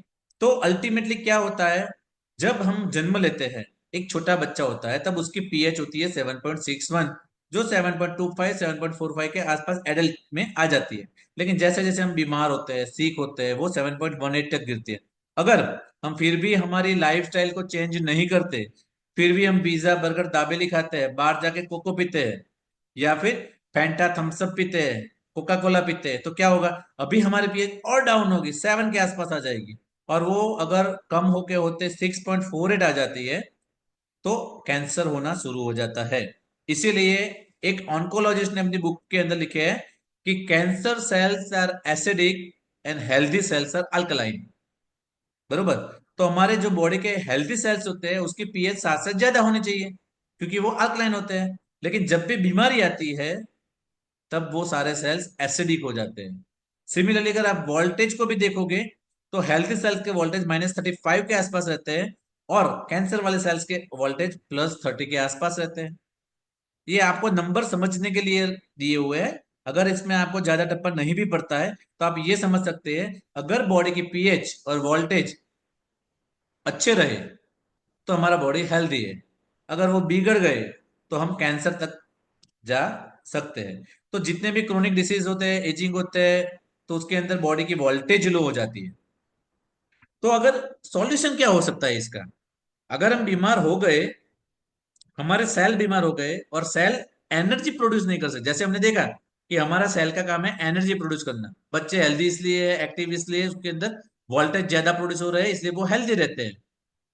अगर हम बीमार है तो इसका मतलब कि हमारे सेल बीमार है, हमारे सेल बीमार है इसका मतलब कि हमारे सेल की बैटरी डाउन हो चुकी है। हमारे सेल की बैटरी डाउन हो चुकी है तो अगर हमें हेल्दी होना है तो हमें क्या करना होगा, कौन बता सकता है, हम क्या कर सकते हैं? अगर हमारा सेल बीमार है तो हमें क्या करना है? अगर हमारे आपका मोबाइल है, उसकी बैटरी डाउन हो जाती है तो आप क्या करते हो, कौन बताएगा? चार्ज करते हैं। चार्ज करते हैं। वेरी गुड पूजा जी। तो यहां पे अगर आपकी बॉडी के सेल्स डाउन हो जाते हैं तो आपको क्या करना होगा? चार्ज करना होगा, या फिर आपको नए सेल्स बनाने होंगे। मतलब कि आपका मोबाइल बिगड़ गया था, नया मोबाइल ला सकते हो। अब बॉडी के अंदर तो क्या होगा, बॉडी के अंदर आपकी पूरी बॉडी नहीं नहीं ला सकते हो, लेकिन आपके नए नए सेल हर रोज बनते हैं, हर रोज बिगड़ते हैं, हर रोज डिस्ट्रॉय होते हैं, लेकिन नए सेल बनते रहते हैं। तो आपके पास दो ऑप्शन है। एक ऑप्शन है, आपके जो सेल्स है, आपके जो वोल्टेज है, आपकी जो बैटरी है, उसको आपको रिन्यू करना है, मतलब कि उसको आपको एनर्जी प्रोड्यूस करनी है, उसके अंदर आपको रिचार्ज करना है, और दूसरी चीज है आपके नए सेल्स को बनाना है। तो ये कैसे हो सकता है? We maintain our health and heal primarily by making a new cells. To make a new cell requires a voltage of -50 millivolt. इसका मतलब कि अगर आपको हेल्दी रहना है और अगर आपको बीमारी से बाहर रहना है तो आपको आपके बॉडी के हर एक सेल का वोल्टेज बच्चों के जैसे अबाव 35 रखना चाहिए। अगर नए सेल डेवलप करना है तो वो मोर देन -50 मिली वोल्ट तक आपके बॉडी का सेल का वोल्टेज रखना जरूरी है। अगर ये आप कर सकते हो तो आपको कोई दवाई की जरूरत नहीं है, आपके नए सेल अपने आप बनेंगे और आप आपके खुद के डॉक्टर बन जाएंगे। जो मैंने इनिशियली बताया था कि आपके अंदर के डॉक्टर को जगाना है। अगर आप आपकी बॉडी के ईच सेल को -50 मिली वोल्ट तक ला सकते हो तो आपके अंदर का डॉक्टर जाग जाएगा और वो अपने आप हील करना शुरू कर देगा। बरोबर ना? तो यहां पे मैं आपको एक ऐसा सेंटेंस दे रहा हूं जो आप याद रखना। ये फ्रीक्वेंसी डिवाइस है, ये जो हीली डिवाइस है, वो ऐसे माइक्रो करंट प्रोड्यूस करता है जो आपके बॉडी के सेल का जो वोल्टेज है वो अबाव -35 तक ले जा सकता है। दैट मीन्स ये डिवाइस आपके बॉडी के अंदर नए सेल को प्रोड्यूस भी कर सकता है और जो सेल की बैटरी डाउन हो गई है उसको अगेन एनर्जी भी प्रोवाइड कर सकता है। तो सिंपल मीनिंग इसका यह हुआ कि अगर आप सीखो तो ये डिवाइस आपको घर बैठे हेल्दी बना सकती है। सिंपल। इसके लिए आपको कोई डॉक्टर के पास भी जाने की जरूरत नहीं है। अगर वो डिवाइस आप यूज करते हो तो आर्टिफिशियल इंटेलिजेंस की मदद से आपके बॉडी को जो आइडियल फ्रीक्वेंसी चाहिए वो उसको प्रोवाइड कर रहा है। जैसे कि आप लीवर की फ्रीक्वेंसी लेते हो तो आपके लीवर के जो सेल डैमेज है उसको एक हेल्दी और आइडियल फ्रीक्वेंसी प्रोवाइड की जाती है जिससे नए लीवर सेल्स है वो एनर्जेटिक बने और हेल्दी बने। तो आपका लीवर अपने आप हील जो हो जाएगा। तो आप बन गए आपके डॉक्टर। ओके। तो ये हीली डिवाइस है वो दो तरीके से काम करती है। एक जो मैंने बताया वैसे माइक्रो करंट फ्रीक्वेंसी से सेल्यूलर लेवल पे काम करती है। लेकिन मोदी जी ने बताया कि हमारे ऑरा के अंदर क्या होता है। हमारे ऑरा के अंदर जो भी डेटा है उससे हम आज से 10 साल बाद क्या रोग होने वाला है उसको आज बता सकते हैं। तो ये डिवाइस आपके बायो एनर्जेटिक फील्ड के ऊपर भी काम करती है और वहां पे भी वो फ्रीक्वेंसीज को ऐसे इनकॉर्पोरेट करती है जिसको हम आज की भाषा में प्राण शक्ति बोलते हैं। हमारे हिंदुस्तान के अंदर हम सांस लेते हो तो प्राण वायु मतलब जो हमारी बॉडी है और हमारा माइंड है इन दोनों को चलाने के लिए कौन सी शक्ति काम कर रही है? आपके अंदर अगर प्राण हो गए तो ही तो ये दोनों काम करेंगे। तो माइंड और बॉडी को काम कराने के लिए जो शक्ति चाहिए उसी को प्राण शक्ति बोलते हैं। चाइना में उसके काई और चाई बोलते हैं। बरोबर। तो यही प्राण शक्ति को साइंटिफिक लैंग्वेज में इंफॉर्मेशन फील्ड बोलते हैं। क्वांटम लेवल के ऊपर इंफॉर्मेशन फ्लो बोलते हैं। तो अगर आपकी बायो एनर्जेटिक फील्ड अच्छा है, हेल्दी है, तो आपके अंदर एनर्जी रहेगी, आप एनर्जेटिकली प्रोटेक्टेड रहेगी, आपकी इम्यूनिटी अच्छी रहेगी और आप ओवरऑल हेल्दी और वेलनेस की तरफ आगे बढ़ेगी। अगर वो अनहेल्दी है तो आप डिस्टॉर्टेड रहोगे, आपकी एनर्जी डिस्टर्बेड रहेगी और आपके अंदर अलग अलग से रोग पनपना शुरू हो जाएंगे। जो 95% साइकोसोमेटिक डिसीज होते हैं वो यहां से पनपते हैं। और ये डिवाइस बनाने वाले जो मार्कस टीम है वो कोई बिजनेसमैन नहीं है। उन्होंने 10 साल तक इंडिया के अंदर रह के इंडियन संस्कृति को पढ़ा है, देखा है और अपनी लाइफ में इंप्लीमेंट किया है। उन्होंने कलकत्ता के पास इस्कॉन के मंदिर में वहां पे वो खुद रहे हैं, हमारी संस्कृति सीखी है कि लोग कैसे संस्कृत में बोलते हैं, बातें करते हैं, कैसे पूजा करते हैं, मंत्र पाठ करते हैं, कैसे घंटियां बनाते हैं, घंटियां जो मंदिर में होती है वो बजाते हैं और इन सब की इफेक्ट बॉडी के ऊपर क्या आती है। अगर मैं आपको बताऊं तो अगर आप जब भी मंदिर में जाते हो और जो आप घंट बजाते हो उसकी एक पर्टिकुलर फ्रीक्वेंसी और वाइब्रेशन वहां पे फ्रीक्वेंसी पैदा होती है और वो फ्रीक्वेंसी आपके ब्रेन को आप जो भी वहां पे भगवान के सामने जो मांगते हो ना उसको आकर्षित करने के लिए एक्चुअल फ्रीक्वेंसी प्रोड्यूस करती है। इसीलिए वो घंट वहां पे लगाया जाता है। लॉ ऑफ अट्रैक्शन जो बोलते हैं उसकी जो फ्रीक्वेंसी होती है वो वहां पे प्रोड्यूस होती है। जब आप भगवान को ये श्रावण महीने में या अभी शिवरात्रि गई, भगवान को आप सबने जल चढ़ाया होगा शिवलिंग के ऊपर। जब भी आप शिवलिंग के ऊपर पानी चढ़ाते हो या दूध चढ़ाते हो तो वहां पे एक माइक्रो करंट पैदा होता है। क्या होता है? माइक्रो करंट पैदा होता है। ये सारा रिसर्च ऑनलाइन अवेलेबल है, आप ढूंढोगे तो मिल जाएगा। तो ये जो माइक्रो करंट पैदा होता है ना वो माइक्रो करंट एंग्जाइटी, डिप्रेशन और स्ट्रेस से आपको मुक्ति कराता है। दैट मीन्स कि मंदिर के अंदर जाके जब आप बैठते हो या फिर आप भगवान को पानी चढ़ाते हो शिवलिंग के ऊपर तब आपके बॉडी के जो सेल्स है उसके अंदर जो बायो एनर्जेटिक फील्ड है उसके अंदर ये जो माइक्रो करंट पैदा होता है वो उसके ऊपर इफेक्ट करके आपके बॉडी के जो सेल्स है उसको रिलैक्स और काम करते हैं। आप सबने देखा होगा, आप चाहे कितने भी डिस्टर्ब्ड हो, जैसे मंदिर में जाके बैठते हो, अपने आप आपका बॉडी एक अलग ही रेस्ट मोड में आ जाता है, काम मोड में आ जाता है। सिमिलरली, आप जब भगवान को पानी चढ़ाते हो, सूर्य को अर्घ्य देते हो, उस टाइम पे भी आपके अंदर माइक्रो करंट फ्रीक्वेंसी पैदा होती है। तो ये भी एक स्पिरिचुअल बंदा है जिसने ये डिवाइस बनाई है, और इसी डिवाइस के ऊपर हम अब आगे देखेंगे कि वो कैसे काम करती है और उसको हम कैसे इंप्लीमेंट कर सकते हैं। तो अभी दूसरी चीज हम देख लेते हैं कि वो हमारे अंदर कैसे काम करती है।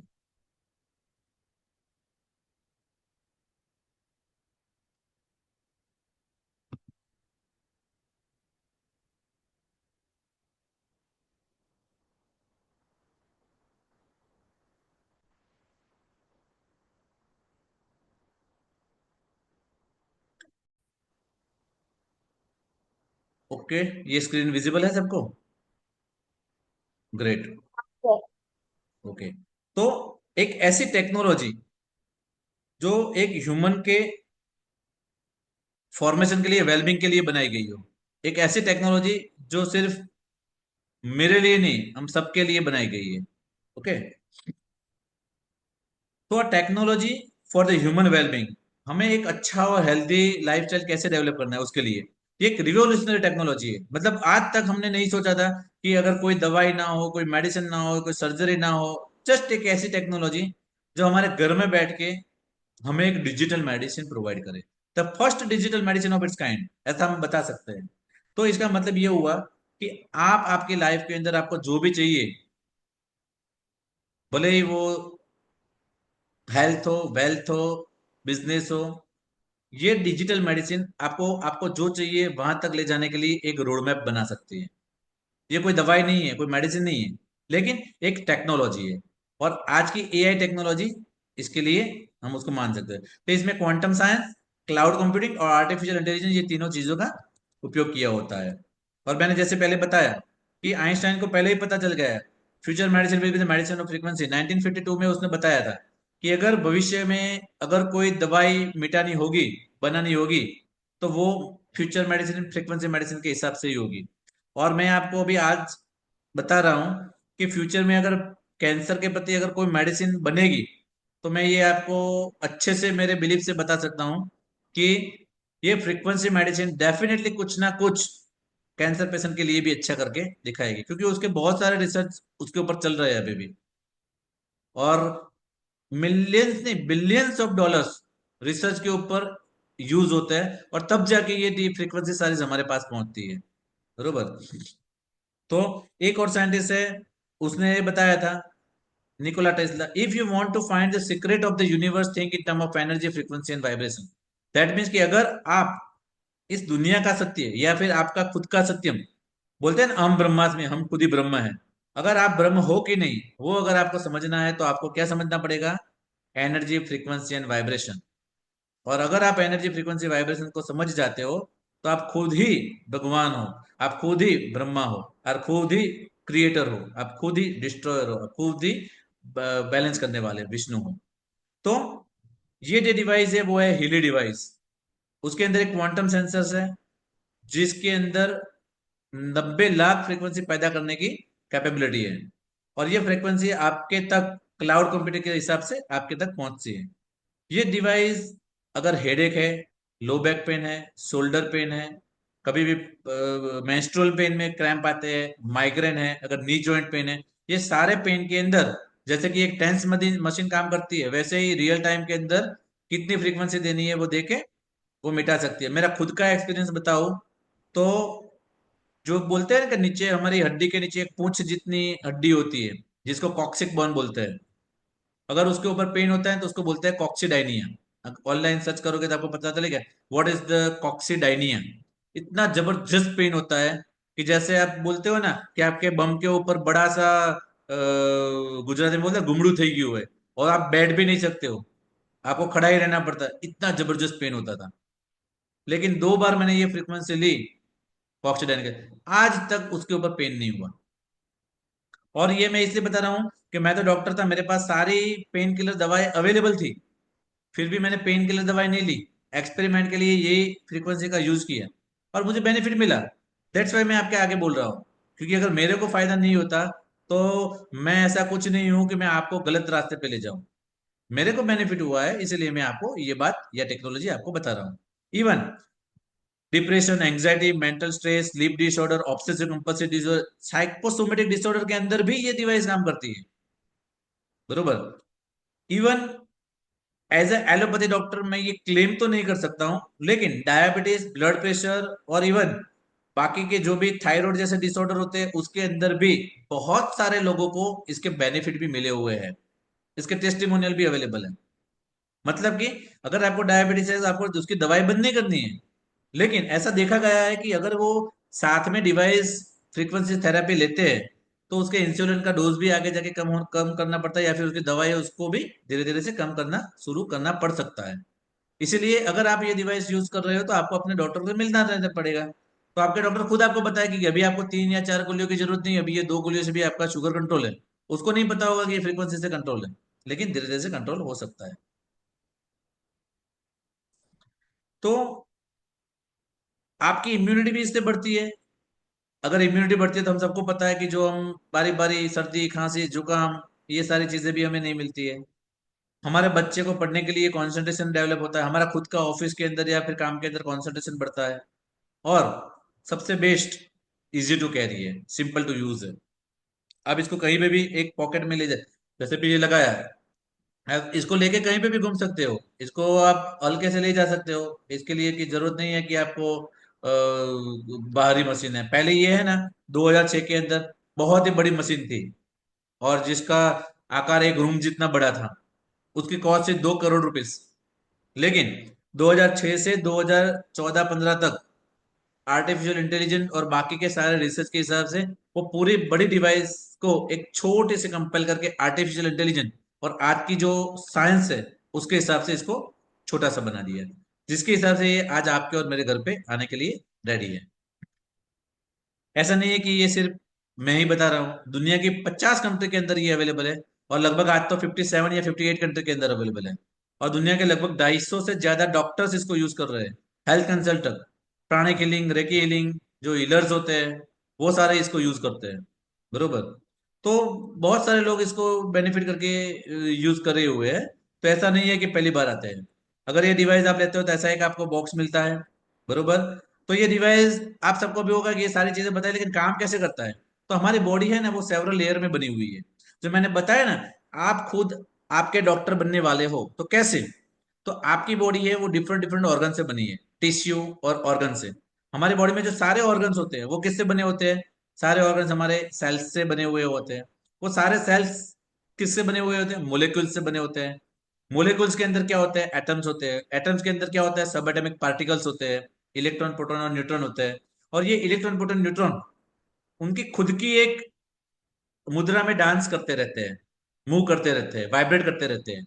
और वो जो वाइब्रेट करते रहते हैं वो पर्टिकुलरली एनर्जी, फ्रीक्वेंसी और वाइब्रेशन प्रोड्यूस करते हैं। और ईच एंड एवरी सेल्स का अपना खुद का इंफॉर्मेशन फील्ड बनाते हैं, और सारे सेल मिलके अपनी बॉडी का इंफॉर्मेशन फील्ड बनाते हैं। और कोई भी चीज यहाँ पे स्टोर होती है। हमारे इस जन्म के जो भी काम काज होते हैं ये इंफॉर्मेशन फील्ड में रिकॉर्ड होते हैं, और इसी इंफॉर्मेशन फील्ड से हमारे अगले जन्म में जाते हैं। जैसे कि यहाँ पे आपको एक एग्जांपल हूँ, अगर मैं आपको पूछूं कि हमारी मेमोरी या हमारी याद शक्ति कहाँ पे हमारे शरीर में रहती है, तो आप सब लोग क्या बताओगे, हमारे ब्रेन में, माइंड में, यही होगा आपका आंसर। लेकिन अगर आपने बहुत बार ऐसा देखा है कि पुनर्जन्म हुआ और किसी बच्चे को अपनी पूरी सारी मेमोरी याद आ गई, तो ये कैसे पॉसिबल है। अगर आप हिंदू हो तो शायद आपको जला दिया गया होगा, आपका ब्रेन जला दिया गया होगा। अगर आप दूसरे किसी कास्ट से हो तो आपको जमीन के अंदर दफना दिया गया होगा। उसमें भी आपका बॉडी पूरा एक माइक्रो बैक्टीरिया के बैक्टीरिया और वो उसको खा जाएगा और उसको डिस्ट्रॉय कर जाएगा, प्यूट्रीफाई कर जाएगा, तो भी आपकी बॉडी नाश हो जाएगी। अगर आपको जलाया भी नहीं जाता, डाला भी नहीं जाता, पानी में डालते हैं तो भी वो फूक के सड़ जाती है। अगर जंगल में आ जाती है तो जानवर उसको खा जाते हैं। कोई भी सिनारियो में आपके पास आपका ब्रेन नहीं बचता है तो आपको याद वापिस आया कैसे? तो उस जन्म के अंदर जो भी एक्टिविटी हुई थी वो आपके ईच एंड एवरी सेल के इंफॉर्मेशन सेल के अंदर फील्ड के अंदर रिकॉर्ड हो गई, और यही इंफॉर्मेशन फील्ड आगे जाके आपके संस्कार बन गए। इसलिए हम बोलते हैं ना कि આપણા કર્મો ને આપણા સંસ્કારો બીજા જન્મમાં જાય છે। यही इंफॉर्मेशन फील्ड आपके ऑरा के अंदर होती है। जो हमारे ऑरा के 6-7 लेयर होते हैं, पहले 3 लेयर के अंदर इस जन्म की हमारी सारी जो एक्टिविटीज होती है वो रिकॉर्ड होती है, और बाकी के 3 लेयर होते हैं पिछले जन्मों से हम कैरी आउट करते हैं। इसीलिए हमारी जो मेमोरी होती है वो जो टेम्पलेट लेयर होता है, एस्ट्रल लेयर होता है ऑरा का, उसके अंदर रिकॉर्ड हो जाती है। वो हमारी पूरी पेन ड्राइव है। हम जितने भी जन्म लेते हैं ना, उन सबकी पेन ड्राइव वो हमारा ऑरा है, और उसके अंदर जो रिकॉर्ड होता है इस जन्म का, वो इसी इंफॉर्मेशन फील्ड से आता है। इसी इंफॉर्मेशन फील्ड के अंदर है कि आगे जाके 10 साल के बाद आपको क्या होने वाला है। अगर हम पिक्चर से देखें हमारी बॉडी के अंदर, तो हमारा ब्रेन होता है, हार्ट होता है, लंग होता है, डायफ्राम होता है, लीवर होता है, स्टमक, स्प्लीन, किडनी, इंटेस्टाइन, ये सारे organ, female reproductive system, male reproductive system, ये सारे ऑर्गन हमारा एक बॉडी बनाते हैं, बरोबर। और यही बॉडी को अगर हम डीपली कट करते हैं तो each organ is made up of some cells. Epithelial cells होते हैं, कनेक्टिव टिश्यू होता है, मसल टिश्यू होता है, नर्वस टिश्यू होता है, बरोबर। एपिथेलियल सेल्स जो आपके अंदर म्यूकोजा, म्यूकस पैदा करता है। जैसे मुंह है तो मुंह के अंदर जो लाल लाड़ बनती है, जो पानी आता है, वो एपिथेलियल टिश्यू म्यूकस सेल से आता है, बरोबर। अगर उसको प्रोटेक्ट करने के लिए सेल टूट ना जाए, उसके उसके अंदर सपोर्ट स्ट्रेंथ के लिए जो होता है उसको कनेक्टिव टिश्यू बोलते हैं। आपके जो बॉडी के स्नायु होते हैं, मसल्स होते हैं, बोलते हैं ना कि 5 पैक बनाने और 6 पैक बनाना है, वो मसल कैसे बनते हैं? वो मसल टिश्यू भी होती है, वो हमारी बॉडी की मूवमेंट के लिए जरूर होती है, और उसको काम करने के लिए जो सिग्नल्स देते हैं हमारे ब्रेन से, थॉट से, वो नर्वस टिश्यू देते हैं, बरोबर। तो ये सारे ऑर्गन को अगर अभी हम डीपली अंदर जाते हैं, अभी डीप में जाते हैं, तो वो सारे उसके सेल्स होते हैं। ब्रेन के ब्रेन सेल्स होते हैं, लीवर के लीवर सेल्स होते हैं, मसल के मसल सेल्स होते हैं, ब्लड के ब्लड सेल्स होते हैं, इंटेस्टाइन के इंटेस्टाइन सेल्स होते हैं। ये सेल्स यानी हमारी वो थियरी वापिस आ गई। हमारी बॉडी एक्टिव रहनी है तो हमें क्या चाहिए? बैटरी चाहिए। तो ये सारे सेल, सारे ऑर्गन की बैटरीज है। इच सेल की अपनी खुद की बैटरी होती है। ये बैटरी अगर एक्टिव है तो हमारा काम हो जाता है। और बैटरी कैसे होती है, क्यों उसको बैटरी बोलते हैं? क्योंकि अगर सेल को आप डीपली अंदर जाते हो तो सेल के अंदर क्या होता है?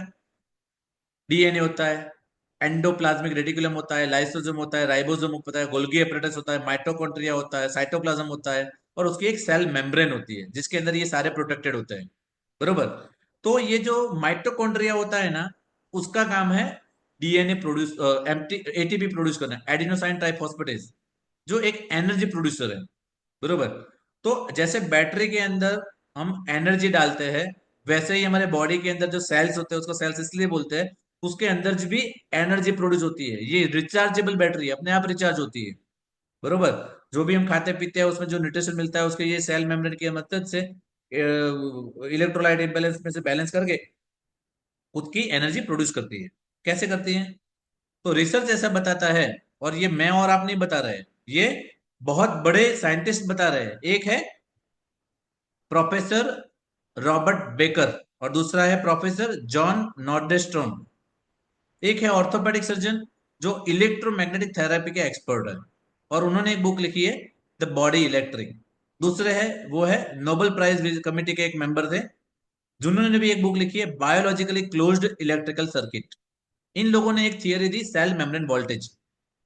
तो इसमें जो मैंने आपको पहले बताया वही चीज बताई हुई है। क्या बताया हुआ है? इन्होंने ऐसा बताया है कि हमारे बॉडी के जो सेल्स होते हैं, अगर वो अबाउ -35 मिली वोल्ट, और उसका जो सेल मेम्ब्रेन होता है उसका वोल्टेज -70 मिली वोल्ट होता रहता है, तो हमारा जो सेल होता है वो हेल्दी सेल होता है। और जैसे जैसे ये मिली वोल्ट घटता जाता है, और जैसे जैसे हमारी बॉडी की पीएच एसिडिक होती जाती है, वैसे वैसे ये सेल सिक सेल हो जाते हैं, मतलब बीमार सेल हो जाते हैं। उसके बाद में एक और पेनफुल और दर्द वाले सेल बनने शुरू हो जाते हैं, इन्फ्लेमेशन शुरू हो जाता है, सूजन सी आने लग जाती है, फिर अटैक यानी कि ब्लड स्टिक में वहां पे ब्लड सप्लाई कम हो जाता है। उसके बाद में उसका ट्यूमर सेल डेवलप होना शुरू हो जाता है। जब वो -70 से कम होते होते होते -15 हो गए, जैसे हमने वहां पे देखा था ना कि -35 से कम होते होते +30 हो गए, तो +30 के अंदर कैंसर सेल शुरू हो गया। सिमिलरली सेल मेम्ब्रेन का जो वोल्टेज होता है वो -15 मिली वोल्ट होता है, ट्यूमर सेल बन जाते हैं।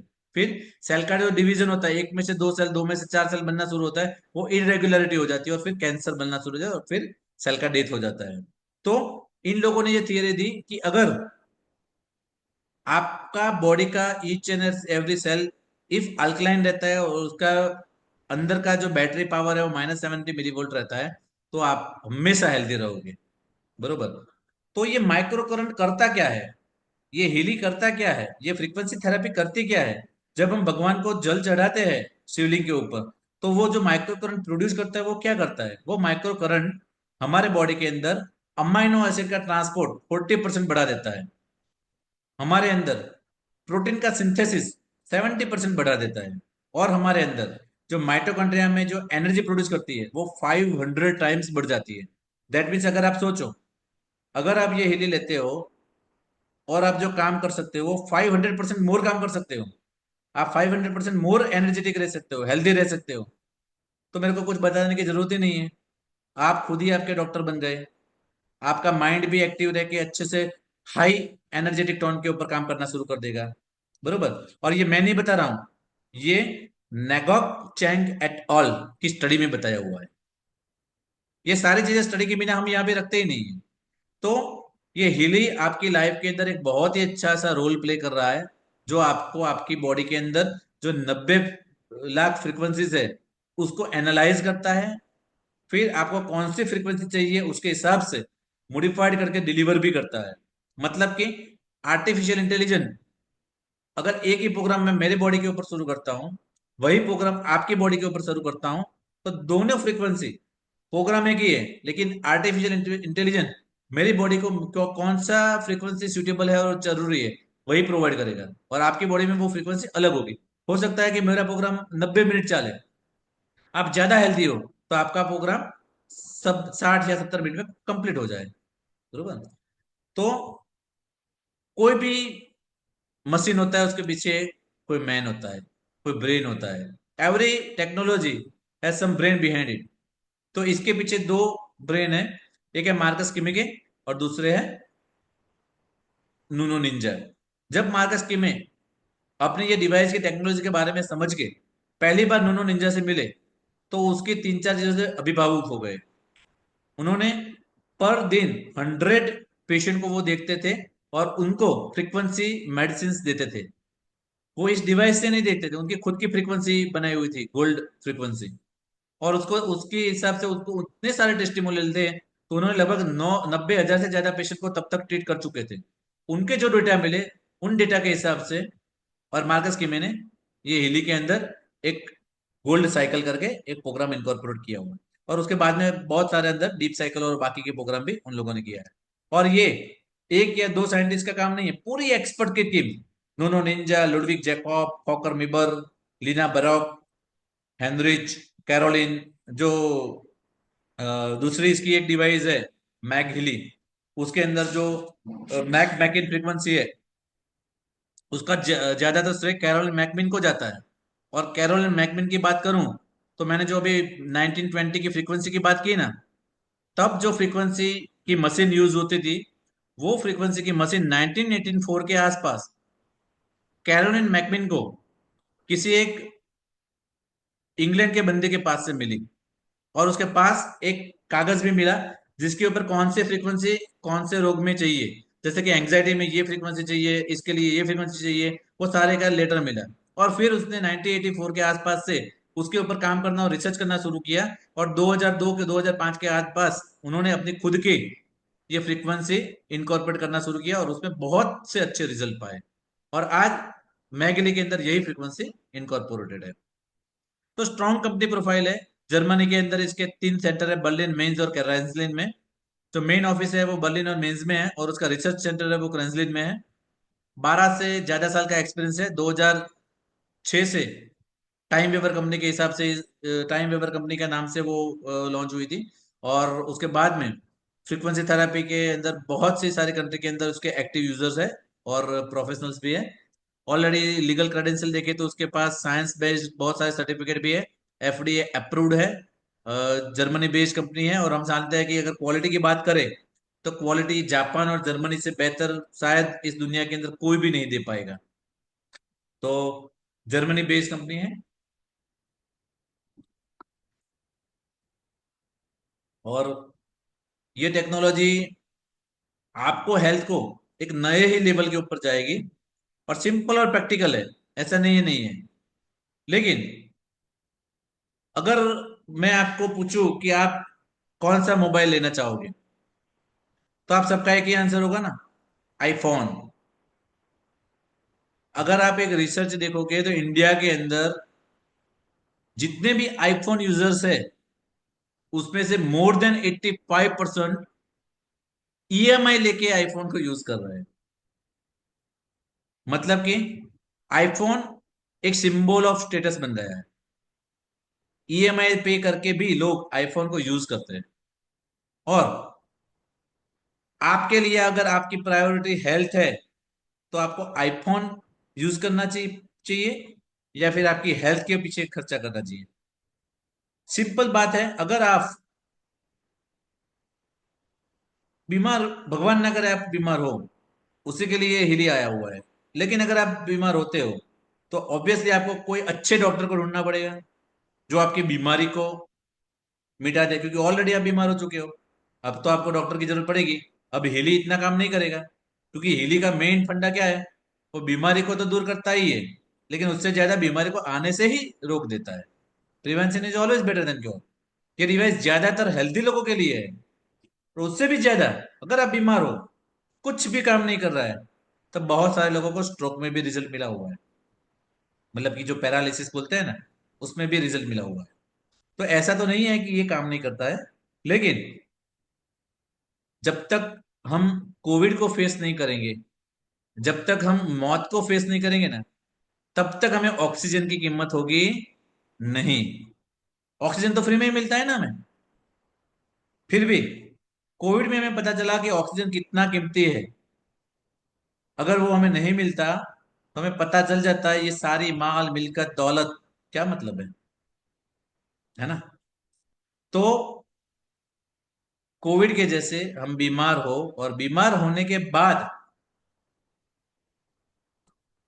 हम इन्वेस्ट करें, उससे बेहतर है कि पहले से ही हमें इन्वेस्ट करना चाहिए। तो हिली की डिफरेंट डिफरेंट एडिशन आती है, हिली गोल्ड, हिली होलिस्टिक, हिली रेजोनेंस प्लस, बरोबर। और ये सारी चीजें जिसमें है वो है हिली प्रोफेशनल, जिसके अंदर gold cycle, bio energetic support program, chronic pain expert program page, Healy advisor module, bio energetic harmony 1 2, mental पे। ये सारी चीजें अभी आपको क्या लगेगी, मैं अगर बताऊंगा तो आपको ऐसा लगेगा यार ये बहुत ही कंफ्यूजिंग है, ये है वो है, बरोबर। लेकिन अगर आपको इसका डेमो चाहिए, तो आप मेरे मोबाइल के ऊपर आई वांट डेमो ये करके एक मैसेज ड्रॉप आउट कर दीजिए। तो फिर अब मैं आपको 1 to 1 मीटिंग करके जूम की, ये डिवाइस का पूरा सा आपको कौन से प्रोग्राम आते हैं, कैसे आप उसको यूज कर सकते हैं, कैसे कर सकते हैं, उसके बारे में बताऊंगा। लेकिन एक ही शर्त है, वो डे कौन सा होगा वो मैं आपको बताऊंगा, क्योंकि मेरे पास टाइम नहीं होता है। मैं इतना वो नहीं हूं कि जब आपने बोला और मैं फ्री हो गया और आपको दे दिया। मैं बहुत ही अपने शेड्यूल से टाइम निकाल के बोलता हूँ। तो आप मेरे को मैसेज कर देना कौन से दिन पे, कौन से समय पे, कितने टाइम पे उसका डेमो आपको चाहिए, बरोबर। वो आप मेरे को ड्रॉप आउट कर देना। मैं जब भी फ्री होऊंगा तो फिर मैं आपको बता दूंगा कि इस दिन इतने टाइम पे मैंने वो डेमो रखा है। अगर वो डेमो नहीं होता है, या फिर कोई कारण से आप नहीं आ सकते हो वहां पे, तो फिर वो आपको फिर से अपॉइंटमेंट लेनी पड़ेगी, है ना। इसके लिए मैं स्ट्रिक्ट हूँ, वो अपॉइंटमेंट के बिना मैं आपको डेमो नहीं दूंगा। तो आप छोटा सा मैसेज मेरे मोबाइल के ऊपर भेज सकते हो, सिंपल सा, कि आई वांट डेमो, या फिर मुझे डेमो चाहिए। और फिर कौन से दिन पे, या फिर 2 दिन के अंदर अंदर हम अरेंज करते हैं कि वो डेमो आपको मिल जाए, कि जिसके हिसाब से आपको पता चल जाए कि मैंने इतनी सारी चीजें बताई तो सही, लेकिन ये काम कैसे करती है। इसके टेस्टिमोनियल भी दिखाऊंगा मैं आपको। आपको भी क्वेरी होगी कि क्या ये जॉइंट पेन मिटा सकता है, क्या ये मुझे एस्टर जितना सुंदर बना सकता है, क्या ये मेरी बीमारी को दूर कर सकता है, क्या रिनल स्टोन या गोल्ड स्टोन हो तो उसमें फायदा कर सकता है, क्या मुझे नींद नहीं आती है उसमें मदद कर सकता है, क्या मेरा बच्चे एग्जाम में कम मार्क्स ला रहे हैं उसमें ज्यादा मार्क्स ला सकते हैं, क्या मैं हेल्दी और एनर्जेटिक रह सकता हूँ। क्या मेरे जो काम है, प्रोफेशन है, वहां से मैं ज्यादा एनर्जेटिक होकर काम कर सकता हूँ क्या? मेरी लाइफ में मैं ज्यादा मनी को अट्रैक्ट कर सकता हूँ? ये सारी चीज, क्योंकि एवरीथिंग इज फ्रीक्वेंसी। पैसे भी क्या है? पैसे भी एक एनर्जी ही है। और अगर एनर्जी को आपको लेना है, बरोबर, तो डेफिनेटली वो एनर्जी को लेने के लिए आपको उस एनर्जी को सीखना पड़ेगा, उसके साथ ट्यूनिंग मिलाना पड़ेगा, उस एनर्जी को अपना मित्र बनाना पड़ेगा। जब आप उस एनर्जी को अपना मित्र बनाओगे, तो आई एम 100% श्योर कि आप अपनी जिंदगी में जो सक्सेस है ना, उसके पीछे भागना नहीं पड़ेगा, सक्सेस आपके पीछे भागेगा। तो आज का ये हेल्थ का जो टॉपिक था, वो यहाँ पे कंप्लीट करते हैं। और अगर आपके कुछ भी क्वेश्चन एंड आंसर है, तो फॉर 5 मिनट्स वो मैं अभी ले सकता हूँ। सिर्फ 5 मिनट है, अगर आपके कोई भी क्वेश्चन है तो वो मैं अभी ले सकता हूँ।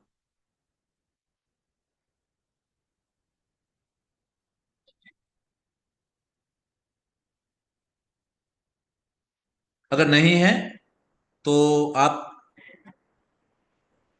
Have a great day, happy morning करके एग्जिट हो सकते हो।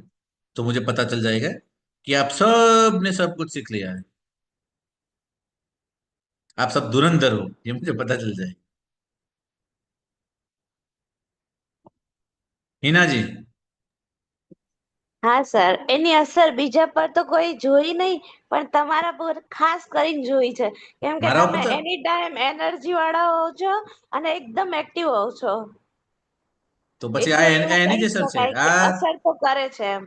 100% અસર કરે છે, અને એની ઇફેક્ટ આવે પણ છે. અને હું એક રિસર્ચ પણ કરું છું, તમને કદાચ ખબર નહીં હોય, પણ તમારી જે પ્રોફાઇલ મેં એની અંદર બનાવી છે ને, એનાથી તમને પણ હું ક્યારેક ક્યારેક એનર્જી મોકલતો હોઉં છું, હમ બરોબર. એટલે ક્યાં આ વસ્તુ કેવી છે કે આપણને આમ ખબર નથી પડતી, પણ ક્યારેક ક્યારેક ટાઈમ મળી જાય તો ક્યારેક ક્યારેક અમુક પ્રોફાઇલો અંદર બનાવેલી છે, એ ખાલી માઇન્ડથી જ મોકલવાની હોય છે. એટલે એમાં તમે કોઈ પણ આ પૃથ્વી ઉપરના કોઈ પણ માણસને તમારી એનર્જી ત્યાં સુધી પહોંચાડી શકો છો, એ કેપેબિલિટી આની અંદર છે. પણ ઘણી બધી વસ્તુ મેં અત્યારે આ પ્લેટફોર્મ પર નથી કીધી, એ 1-to-1 સેશનમાં જ કહી શકાય એવી છે. પણ હમ તમારા ફેમિલી માટે બહુ જ એક ઉત્કૃષ્ટ હશે એવું મારું માનવું છે. કોસ્ટ 3,29,000 ઘણી વધારે છે, પણ આ કંપનીના કંઈક સ્કીમ હોય છે. કારણ કે મેં 45% ડિસ્કાઉન્ટમાં લીધું હતું જ્યારે પણ લીધું ત્યારે. હમ અત્યારે લગભગ 35 કે 25% ડિસ્કાઉન્ટ હોય છે. એટલે જોઈએ હવે અત્યારે કેટલું ચાલે છે. માર્ચ મહિનો ચાલુ થયો એટલે એને કંપનીનું નવું આવશે કંઈક, બરોબર. પણ એટલીસ્ટ મારું એવું માનવું છે કે તમારા હસબન્ડ પણ નોકરી સારી જગ્યાએ કરે છે, એક વખત એક્સપ્લોર કરો આ ડિવાઇસને. અને સારામાં સારી વસ્તુ એવી છે, પહેલે ઇસ્તેમાલ કરો ફિર વિશ્વાસ કરો, હમ બરોબર. અને કંપની પોતાના ઉપર એટલી બધી કોન્ફિડન્ટ છે કે 14 દિવસની અંદર જો તમને આ ડિવાઇસ પસંદ નથી આવતી, બરોબર, તમે એને રેગ્યુલર યુઝ કરો, તો કંપની તમારું 100% મની પાછું આપી દે છે. હમ એટલે કંપની શ્યોર છે એનામાં. खुशबू जी, હમ thank you. Yes sir. Thank you, आपने मुझे बताया इसलिए मैंने हिंदी में लिया, अदरवाइज मैं गुजराती में ही चालू रखता. कैसा हाँ, रहा? एक्सपीरियंस अच्छा रहा। गप्पे मत मारना, जो सही हो वही बोलना. ना ना नहीं सर। Okay, great.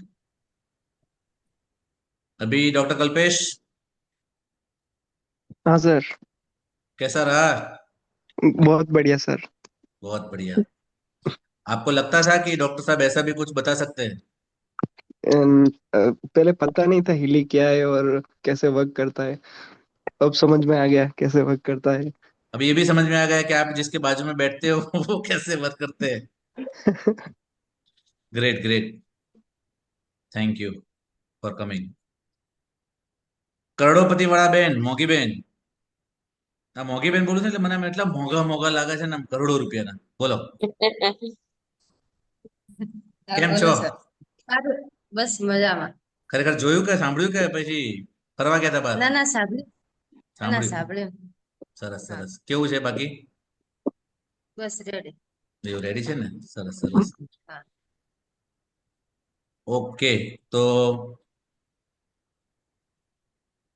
હવે મૂકીશું કે છે કમલેશભાઈ અહીંયા આગળ?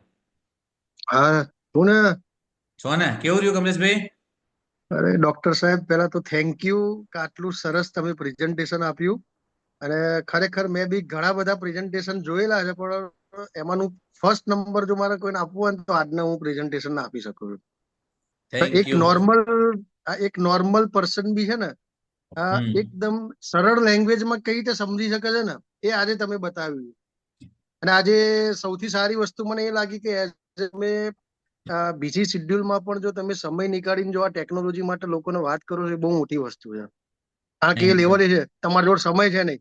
એટલે કઈક તમે જે શરૂઆતમાં વાત કરી કે યુનિવર્સના જે તમને એક યુનિવર્સ જે તમને સિલેક્ટ કરેલા છે કે આના થકી ઘણા લોકોની લાઈફમાં ચેન્જ આવી શકે, એ કામ તમે કરો છો, એ બહુ આનંદ થયો. અને અહીંયા બેઠેલા ઘણા બધા લોકો છે, એમને પણ મારે એ જ કહેવું છે કે ડોક્ટર સાહેબ ખરેખર આજે તમને તો ખ્યાલ જ છે, એમનાથી તમે બધા પરિચિત છો, પણ આજે એ લેવલના વ્યક્તિ જો આજે આ ટેકનોલોજી વિશે કઈ કહેતા હોય ને તો કંઈક ના કંઈક છે.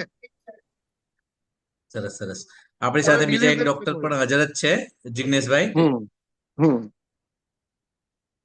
એટલે બહુ જ સરસ આજે સેશન રહ્યું. અને એક વાર છે ને ટ્રાયલ કરો દરેક લોકો, બરોબર? અને આવનારા સમયમાં છે ને આ જેમ સ્માર્ટફોન હશે ને એવી રીતે જેમ ડોક્ટર સાહેબે કહ્યું ને પ્રમાણે દરેક જણની જોડે છે ને ટેકનોલોજી જવાની છે અને આપણું કામ ઈઝી કરી રહ્યું છે. અને આજે પોતે આ લેવલે જો પોતે હોવા છતાં પણ જો ટેકનોલોજીને પ્રમોટ કરે છે, બાકી કોઈ બીજા ઘણા બધા લોકો એવા છે કે જે આને નથી કરી શકે. અને એ કે બહુ મોટી વસ્તુ છે. આજે ઝૂમ પર આવીને લાઈવ ખુલ્લે આમ જો આ રીતે ડોક્ટર સાહેબ આપણને નોલેજ આપે છે, તો સમજો કે એની પાછળ બી એમનું કેટલું એ હશે, ત્યારે આપણને આટલું સરસ માહિતી આપી રહ્યા છે. બધાને એક સારી હેલ્થ મળે, ઇમોશનલ, મેન્ટલી, ફિઝિકલ દરેક લેવલે ટેકનોલોજી, સ્પિરિચ્યુઅલ લેવલે પણ ગ્રોથ કરી શકે એવી ટેકનોલોજી છે. અને બહુ જ સરસ લાગ્યું આજે. થેન્ક યુ ફરી એકવાર ડોક્ટર સાહેબ તમને. Thank you Kamleshbhai. Doctor Jignesh Ahir. Yes, sir, it's a really nice presentations. 1 minute. Am I audible now? હા. એ થોડું રહેવાનું વોઇસમાં. ખૂબ સારું રહ્યું સર. હોપ કે આવા પ્રેઝન્ટેશન દર અઠવાડિયે, દર 15 દિવસે થતા રહે અને દરેક લોકોને આનો બેનિફિટ્સ મળે. અને આઈ હોપ કે જે લોકો પહેલી વાર આ ટેકનોલોજી જાણતા હશે, by profession I am psychologist doctor Jignesh, right? Same સરે વાત કરી ઘણા બધા સાયન્ટિફિક પ્રૂફ સાથે, અને અમે પણ ઘણી બધી કાઉન્સેલિંગ થેરાપી કરતા હોઈએ, પણ જરૂર પડે ત્યારે હિલી ટેકનોલોજી, જેના ક્લાયન્ટ્સ કહેવાય કે એક પેકેજના 20,000, 40,000 રૂપિયા આપીને પોતાના થેરાપી સેશન્સ લેતા હોય છે. અને જ્યારે જો આપણી પાસે આ ડિવાઇસ હોય છે તો લાઈફ લોંગ આપણે ફેમિલીને અને બીજા ઘણા બધા પરિવારને સપોર્ટ કરી શકીએ છીએ. અને વન ટાઈમ એક પ્રકારનું ઘણી બધી વસ્તુમાં આપણે ઇન્વેસ્ટમેન્ટ કરતા હોઈએ, પણ જ્યારે હમણાં સરે કીધું એમ કે આઈફોન છે કે ઘણી બધી મોંઘી ગાડીઓ છે, તો આપણે ઘણું બધું એવું આપણા સેલ્ફ લક્ઝરી માટે ઇન્વેસ્ટ કરતા હોઈએ. પણ it's really part of life કે દરેક મેં નોટ કર્યું છે કે જ્યારે મેડિસિન્સની વાત આવે તો ઘણીવાર સાયકોલોજીસ્ટ તરીકે અમારું કામ જ હોય કે વિધાઉટ મેડિસિન ટ્રીટ કરવાનું હોય. અને મેડિસિન્સથી જ્યારે ઘણા ડિસીઝ સાયકોસોમેટિક, જેમ સરે શરૂઆતમાં વાત કરી, ટ્રીટ ના થાય, ત્યારે ક્યાંક ને ક્યાંક આપણા બ્રેનની, આપણા માઇન્ડની, વિચારોની ફ્રીક્વન્સી એટલી બધી ઇમ્બેલેન્સ હોય છે. જ્યારે હિલિંગને સ્પેસિફિક પ્રોગ્રામ્સ, ડિવાઇસ આપેલા છે, અને જ્યારે કન્ટિન્યુઅસલી લઈએ છીએ 2 થી 3 વાર, તો ડેફિનેટલી બહુ ઘણો ફરક પડતો હોય છે, બહુ સારા આઉટકમ મળતા હોય છે. એટલે જે વ્યક્તિ વિચારતા હોય કે મારે ડિવાઇસ લેવું છે, એમને લેવું જોઈએ, જે રીતે શરૂઆત કરી શકે, અને જેમની જોડે ઓલરેડી છે એમને ખૂબ સારી રીતે એનો ઉપયોગ કરવો જોઈએ. Thank you.